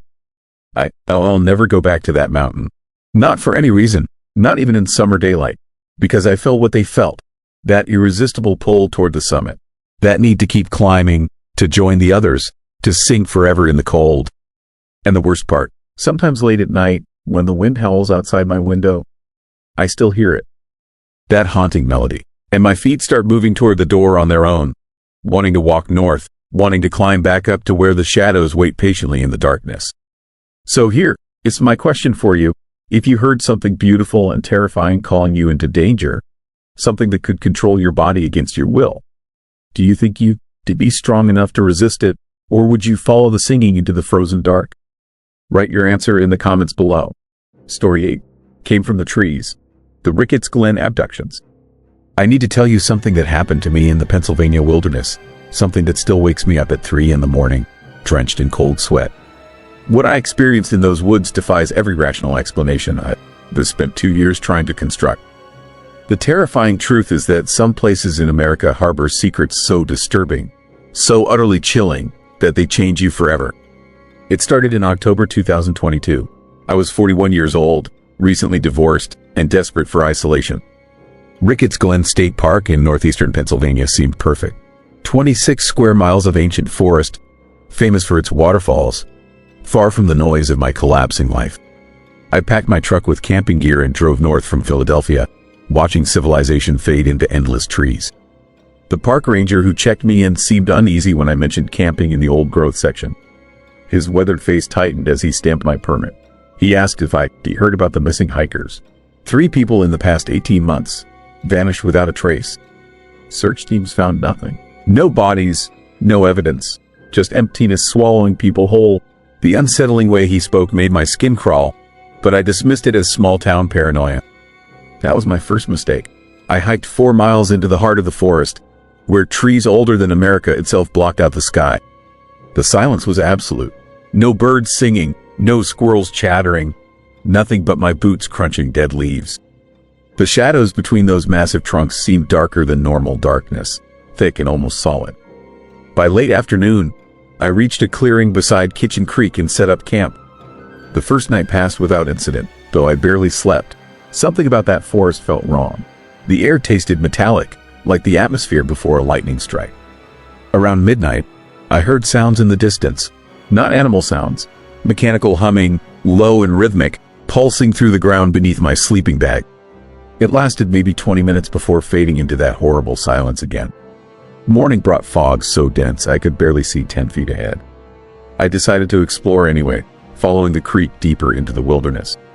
The trees grew impossibly tall here, their gnarled roots creating a maze across the forest floor. I noticed something strange. Symbols carved into the bark. Not the usual teenage graffiti or trail markers. These were geometric patterns, precise and deliberate, covering dozens of trees. They looked ancient but somehow fresh, the exposed wood still pale and raw. I photographed them with my phone, thinking maybe they were Native American markings. But when I checked the images later, they showed only static. Every single photo corrupted. That creepy malfunction should have sent me running back to civilization, but curiosity kept me moving forward. By afternoon, I realized I was lost. The trail had disappeared. My compass spun wildly, unable to find north. My phone showed no signal and the GPS refused to work. The fog pressed closer, muffling sound, turning the world into a nightmare of gray shadows and massive tree trunks stretching into nothingness. Panic crept into my chest as I understood how easily the forest could hide a body forever. Then I found the camp, hidden in a depression between 2 ridges. Someone had built a shelter from branches and moss. But this wasn't the normal campsite. Dozens of strange objects hung from the surrounding trees. Rusted tin cans arranged in spirals. Animal bones tied with rotting rope. More of those geometric symbols carved everywhere. In the center sat a ring of stones, blackened by fire, and inside the ring lay items that made my blood freeze. A woman's hiking boot, relatively new. A man, his wallet, empty and weathered. A child, a stuffed bear, its fur matted with something dark. These were trophies, evidence of the missing people the ranger mentioned. But who took them? And why leave everything here like some horrifying shrine? I heard movement behind me. Spinning around, I saw nothing but fog and trees. Then the humming started again, louder this time, coming from every direction at once. The air shimmered like heat waves rising from summer asphalt. My vision blurred and refocused, and for just a moment, I saw something that shattered my understanding of reality. Figures stood among the trees, not hiding, just standing there, perfectly still. They were tall, impossibly thin, with proportions all wrong for human beings. Their skin seemed to absorb light rather than reflect it, making them look like holes cut in the world. I couldn't see faces, just smooth surfaces where faces should be. And they were everywhere, dozens of them, forming a circle around me in the fog. I ran. Pure animal terror drove me crashing through undergrowth, leaping over roots, branches tearing at my clothes and skin. The forest seemed to shift around me, paths appearing and disappearing, trees moving when I wasn't looking directly at them. The humming followed, growing so loud it made my teeth ache and my vision swim with dark spots. I don't remember falling. One moment I was running, the next I was lying on my back, staring up at the canopy while those figures stood over me. They moved without walking, gliding closer, and the fear that gripped me was unlike anything I'd ever experienced. This wasn't just scary, it was wrong on a fundamental level, like watching the laws of nature break down. Time stopped making sense. I was simultaneously in the forest and somewhere else, a place of sterile white light and smooth surfaces that hurt to look at. I felt hands that weren't the hands touching me, examining me, while that terrible humming vibrated through my bones. I tried to scream but couldn't make sound, tried to move but my body wouldn't respond. Images flooded my mind. Not memories, but information being forced into my brain. I saw the forest from above, a sprawling darkness covering the mountains. I saw those figures emerging from the ground, from the trees themselves, as if the forest was giving birth to them. I saw other people, dozens of others over decades, all experiencing the same horrifying encounter. Some screaming, some paralyzed like me, all helpless. Then I understood the disturbing truth. They were collecting us, studying us. The missing hikers weren't dead. They were stored somewhere, kept alive for purposes beyond human comprehension. The symbols weren't warnings, they were markers, designating this entire section of forest as their territory. And nobody outside these woods had any idea this nightmare was happening. The next thing I remember is waking up in my tent. Sunlight streamed through the fabric. My watch showed 10 in the morning, but the date was 3 days later. I lost 72 hours with no memory of what happened after that white place. My body ached like I'd been beaten. Strange marks covered my arms and chest, perfectly circular bruises arranged in patterns that matched the symbols on the trees. I packed everything in mindless panic and practically sprinted back to the trailhead. 5 hours of hiking that should have taken 8, driven by pure adrenaline and the chilling certainty that something was following me through the shadows. I never saw them again, but I felt eyes watching from the darkness between the trees, patient and utterly alien. The ranger station was closed when I reached it. I threw my gear in the truck and drove until I hit the highway, then kept driving until the forest was far behind me. I didn't stop shaking until I crossed into Maryland. Since then, they tried to research what happened. The official records show nothing unusual about Ricketts Glen beyond the normal missing persons cases. But when I dug deeper into local history, I found stories. Old newspaper articles about strange lights in the forest. Native American legends about spirits who walk between the trees and steal people away. Reports dating back to the 1800s of campers found wandering the woods with no memory of where they'd been. Speaking of tall figures and lost time, the most terrifying discovery came 6 months ago. I found a forum where others shared similar experiences from forests across Pennsylvania. Not just Ricketts Glen, but dozens of locations, all describing the same things. The humming, the symbols, the figures, the missing time. And all of us marked by those circular bruises that took months to fade. Whatever exists in those woods, I said to you, it's been there longer than the trees, longer than human memory, patiently waiting in the shadows. The forest, I said, haunted by something dead. It's alive with something that was never alive in any way we understand. Something that sees us as specimens to be studied and collected, stored away in places our minds can comprehend. I still have nightmares where back in that white place, paralyzed while invisible hands examine me. I wake up convinced I never really left, that I'm still there while something wears my body like a suit, living my life. The fear never stops. It sits in my chest, a constant weight reminding me that reality is far more disturbing than we want to believe. The worst part, I know they're still there, still collecting people, still hiding in plain sight among America. This vast wilderness areas where someone going missing barely makes the news. How many others have experienced this horror and stayed silent, afraid of being called crazy? How many are still out there, stored away, while their families search desperately for bodies that will never be found? I'll never go into deep woods again. The psychological scars run too deep. But sometimes late at night, I hear that humming in the distance, feel the air shimmer, and wonder if they marked me for a reason. If I'm not really free at all, just another specimen they re-monitoring from afar. That thought is more terrifying than anything else. The possibility that I'm still part of their collection, that my abduction never truly ended. So here is my question for you, and I want you to really think about it before you answer in the comments. Have you ever experienced missing time in the woods, or felt like something was watching you from between the trees? Because if you have, you might want to check your body for marks you can explain. You might be part of this horrifying pattern too. Another data point in whatever dark experiment is unfolding in America is forests. And the truly chilling reality is that we may never know why, or what they ultimately plan to do with all of us they collected. Story 9. Lights that shouldn't exist.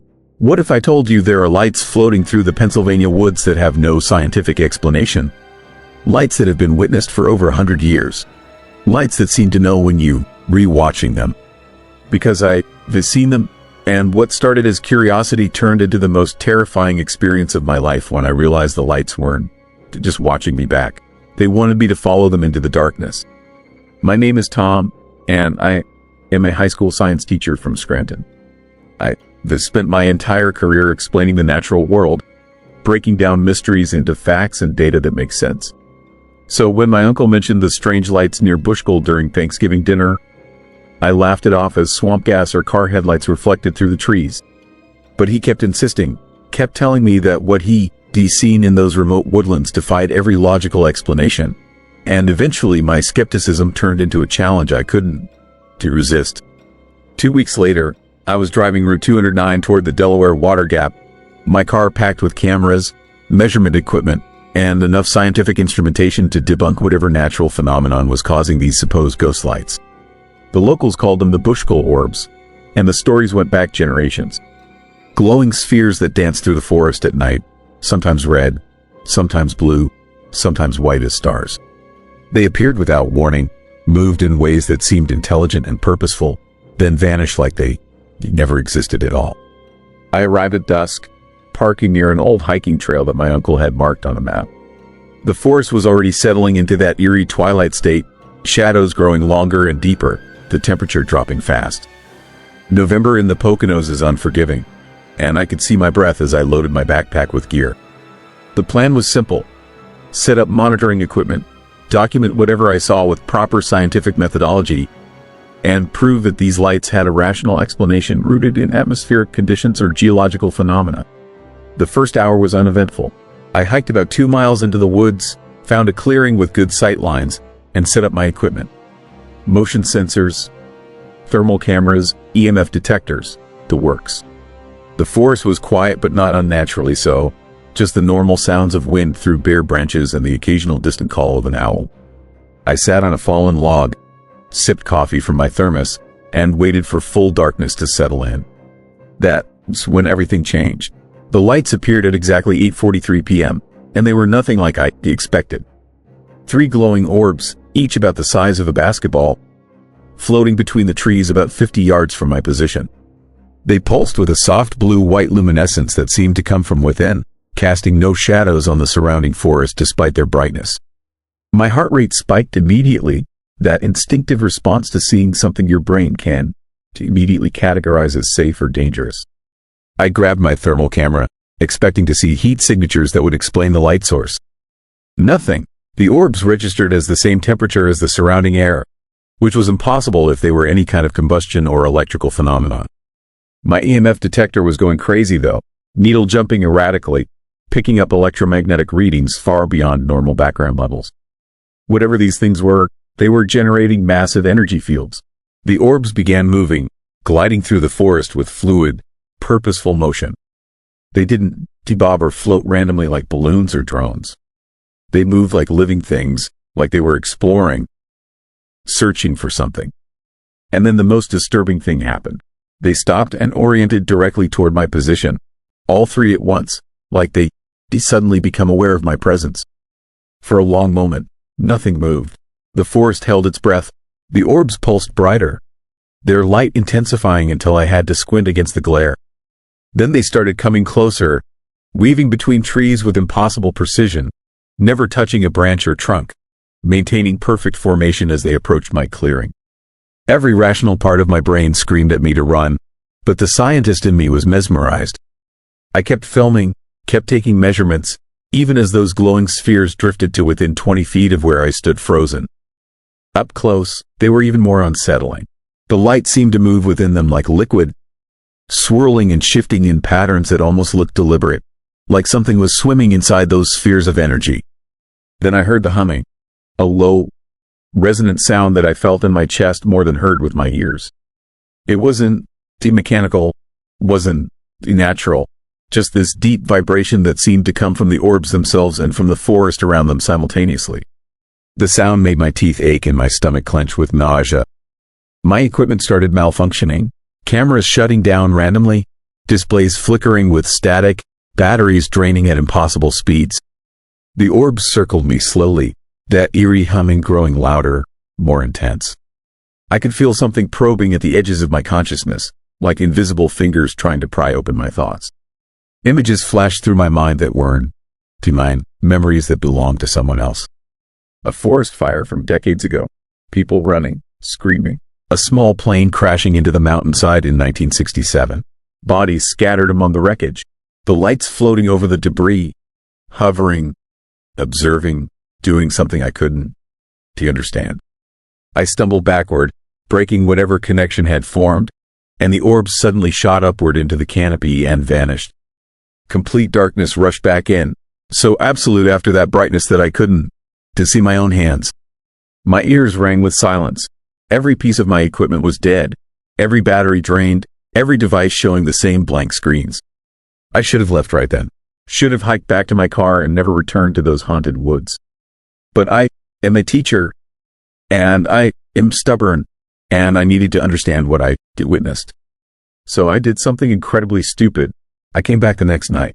This time I brought simpler equipment, analog cameras and basic recording devices that didn't rely on batteries or electronics. I also brought something else, a notebook filled with research I'd done that day in the local library. The Bushkill lights weren't just ghost stories. They were documented phenomena with over a century of credible witnesses. Park rangers, hunters, entire families camping in the area, all reporting the same terrifying encounters with these glowing orbs. But the most disturbing information came from old newspaper archives. Starting in the 1920s, there were reports of people going missing in these woods, experienced hikers who vanished without a trace. Search parties would find their belongings scattered in clearings, cameras with film still inside showing pictures of the lights right before the person disappeared. The most recent case was only 3 years ago, a photographer from Philadelphia who come specifically to document the orbs. They found his camera gear arranged in a perfect circle in the forest, but never found him. The lights appeared again that second night, but they behaved differently. More aggressive, more purposeful. They didn't approach slowly this time. They surrounded me within minutes. 7 of them now instead of 3, boxing me in with walls of pulsing light. The humming was deafening, vibrating through my bones, making my vision blur and my balance falter. And this time, the images that flooded my mind were clearer, more terrifying. I saw what the lights really were, or what they'd been before they became light. Consciousness without form, intelligence without body, something that had existed in these mountains long before humans arrived and would exist long after we were gone. They'd been drawn to catastrophe, to death and trauma, feeding on the energy released when life ended violently. The plane crash, the fires, the missing hikers, all of it had made them stronger, more present, more real. And now they wanted me. The orbs began contracting inward, closing the circle, their light intensifying until it was painful to look at. I felt myself being pulled forward, my feet moving without my permission, drawn toward the nearest sphere like metal to a magnet. The humming changed pitch, became almost melodic, almost beautiful, a sound that promised answers to questions I spent my whole life asking. Understanding, knowledge, the truth about existence itself. If only I would step into that light and let it consume me completely. I was inches away from touching it when something inside me snapped awake, some primal survival instinct that overrode the hypnotic pull. I threw myself sideways, crashing through underbrush, running blind through the darkness with those lights pursuing me like predators chasing prey. Branches tore at my face and clothes. My lungs burned with cold air. Behind me, the forest lit up with their glow, shadows dancing and twisting in impossible ways. I don't remember reaching my car, but suddenly I was there, fumbling with keys, engine roaring to life. In my rearview mirror, I could see them at the edge of the forest, hovering at the tree line like they couldn't, or wouldn't, follow me onto the road. They pulsed in synchronized rhythm, angry or disappointed or something I couldn't interpret. Then one by one they blinked out and disappeared into the darkness. That was 3 weeks ago, and I haven't been back to Bushkill. But here, it's the part that keeps me awake at night, the nightmare that won to let me rest. I still see the lights, not in the forest, but everywhere else, floating outside my classroom windows during lectures, hovering at the edges of parking lots when I leave work. Last night, one appeared in my bedroom, small and dim, but unmistakably the same pulsing blue-white glow, watching me from the corner like it was waiting for something. I tried researching, tried finding explanations in physics or parapsychology or folklore, but nothing fits.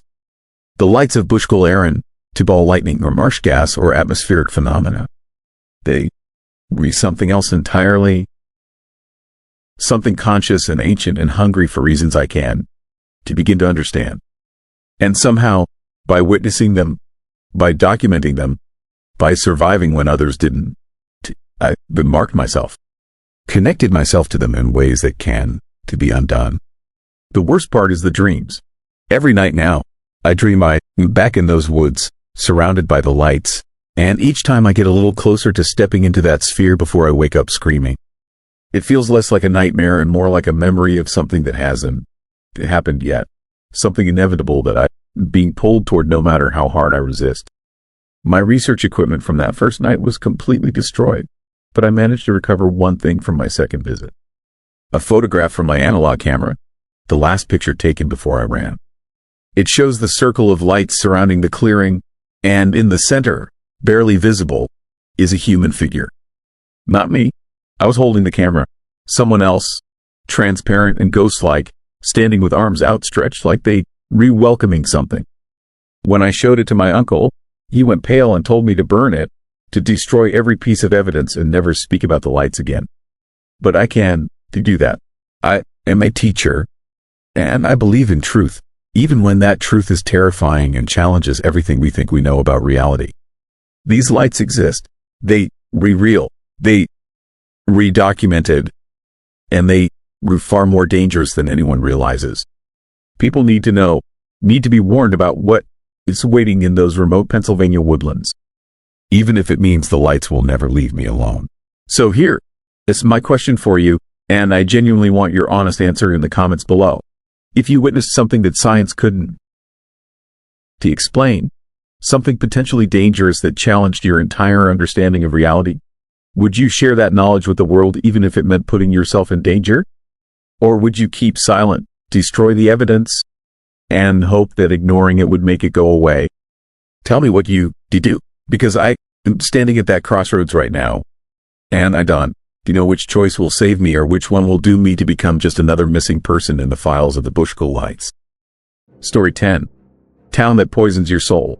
What would you do if you discovered a perfectly preserved ghost town where everything looks normal but the air itself can kill you, and something far more terrifying than poison still lives in those empty houses? Because I found Scotia, Pennsylvania last month, and the horrifying truth about why this town was really abandoned has nothing to do with arsenic contamination and everything to do with what happens when an entire community dies while still alive.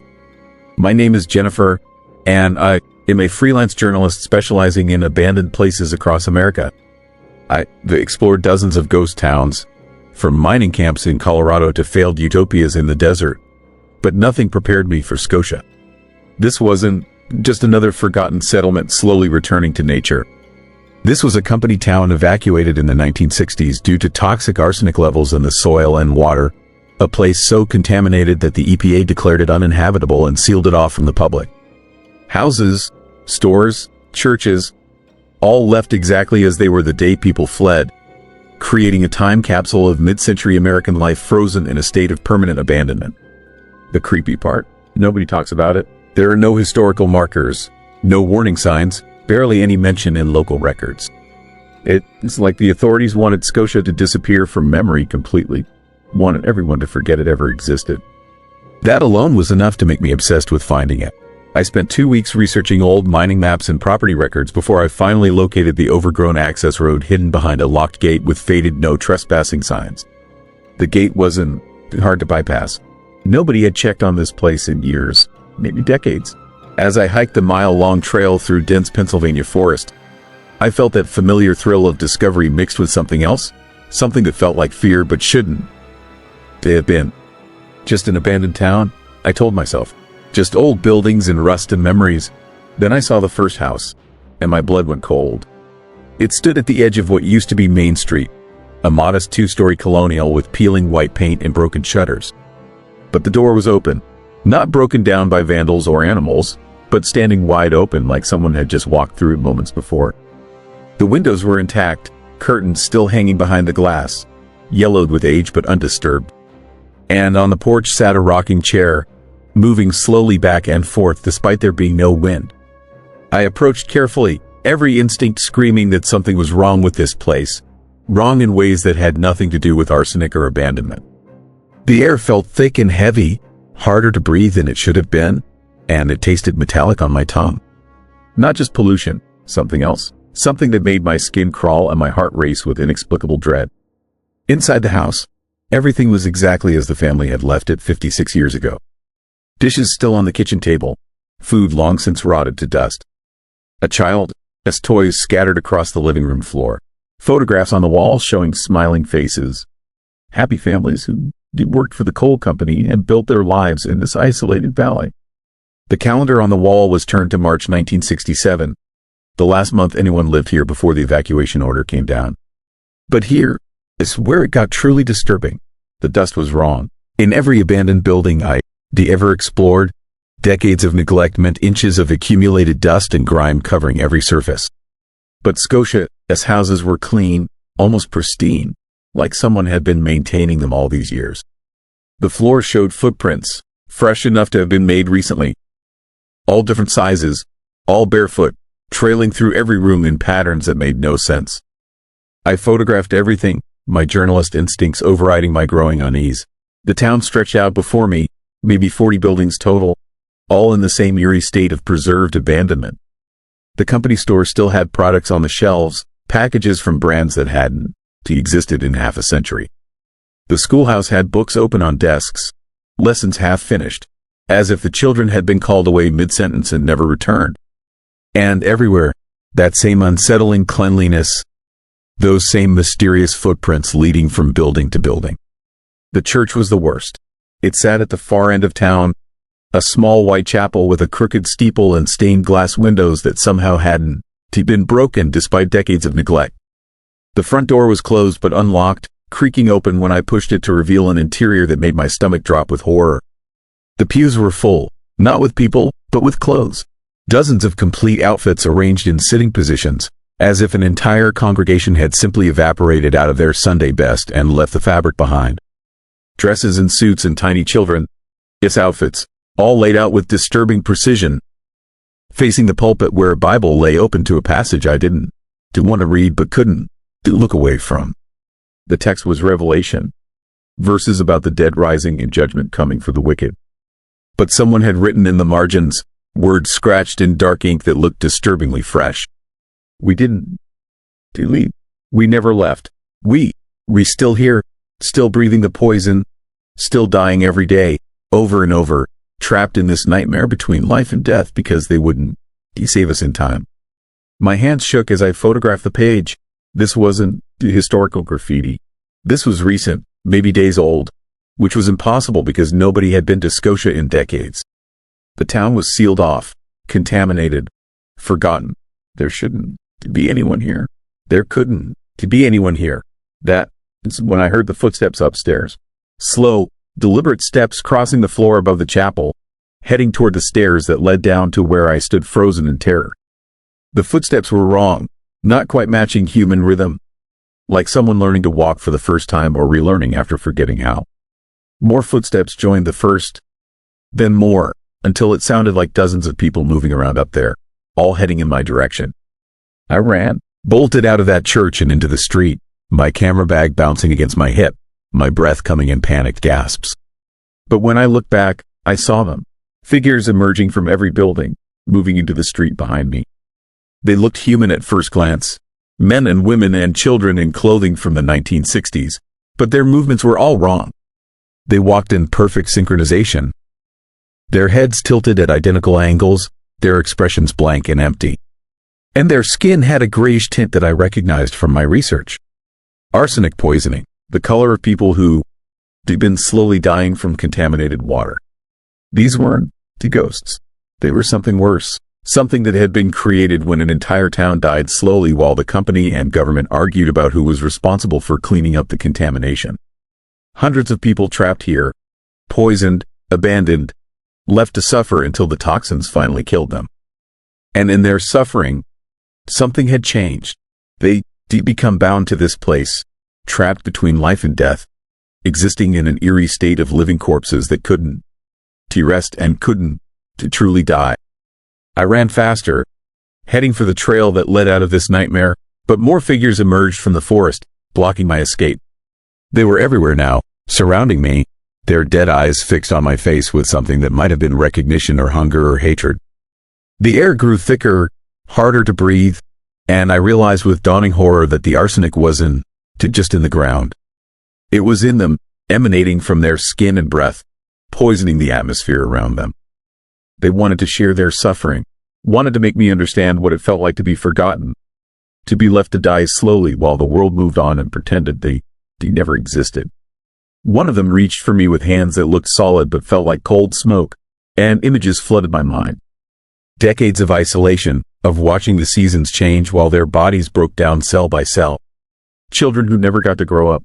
Parents who watched their families suffer and couldn't help. An entire community condemned to this toxic purgatory because saving them wasn't profitable enough. I fell to my knees, gasping, my lungs burning with each breath. The figures stood over me in a circle, their heads tilted, their expressions shifting slowly into something almost like pity. One of them, a woman in a faded blue dress, reached down and touched my forehead with fingers that felt like ice. The world went dark. I woke up outside the gate, lying on the overgrown path, my camera bag beside me. The sun was setting, which meant you lost hours. My head pounded, my throat burned, and every breath tasted like pennies. I stumbled to my car and drove straight to the nearest emergency room, where they found elevated arsenic levels in my blood, not enough to be fatal but definitely enough to confirm I'd been exposed. The doctors asked where I'd been, but I couldn't tell them the truth. Who would believe me? I'd trespassed on contaminated property and experienced hallucinations brought on by toxic exposure, or so the rational explanation would go. But when I developed my camera footage that night, I saw them. Clear as day. The figures in the street, the clothes in the church, the footprints everywhere. And in the last photo I'd taken before blacking out, I saw myself. Standing among them, my skin already taking on that grayish tint, my eyes empty and dead, my mouth open in a silent scream. That photo shouldn't exist. I was holding the camera. Someone else took it, one of them, documenting my transformation, preserving the moment I became part of Scotia, this eternal nightmare. I still have elevated arsenic levels. The doctors say it should flush out of my system eventually, but it's been a month and the numbers keep climbing instead of falling. I'm becoming like them, slowly poisoned, slowly dying, slowly joining the company town that no one remembers. And every night I dream of Scotia, of walking those empty streets, of standing in that church with the others, waiting for someone new to find us so we can share our suffering just one more time. The scariest part, I want to go back. Despite everything, despite knowing what waits for me there, I feel pulled toward that contaminated valley like a moth to flame. The poison calls to me, promises relief from the burning in my lungs and the ache in my bones. All I have to do is return, breathe deep, and join the others in their eternal vigil. No more fear, no more pain, just the cold comfort of belonging to something permanent. So here, it's my question for you, and I need your honest answer in the comments. If you were slowly dying from poison and the only relief offered was to join a community of the dead in their eternal suffering, would you fight to stay alive or would you embrace the darkness and find peace in becoming something else? Would you choose lonely survival or permanent belonging in a nightmare? Tell me what you do, because I'm running out of time to decide, and Scotia is calling me home.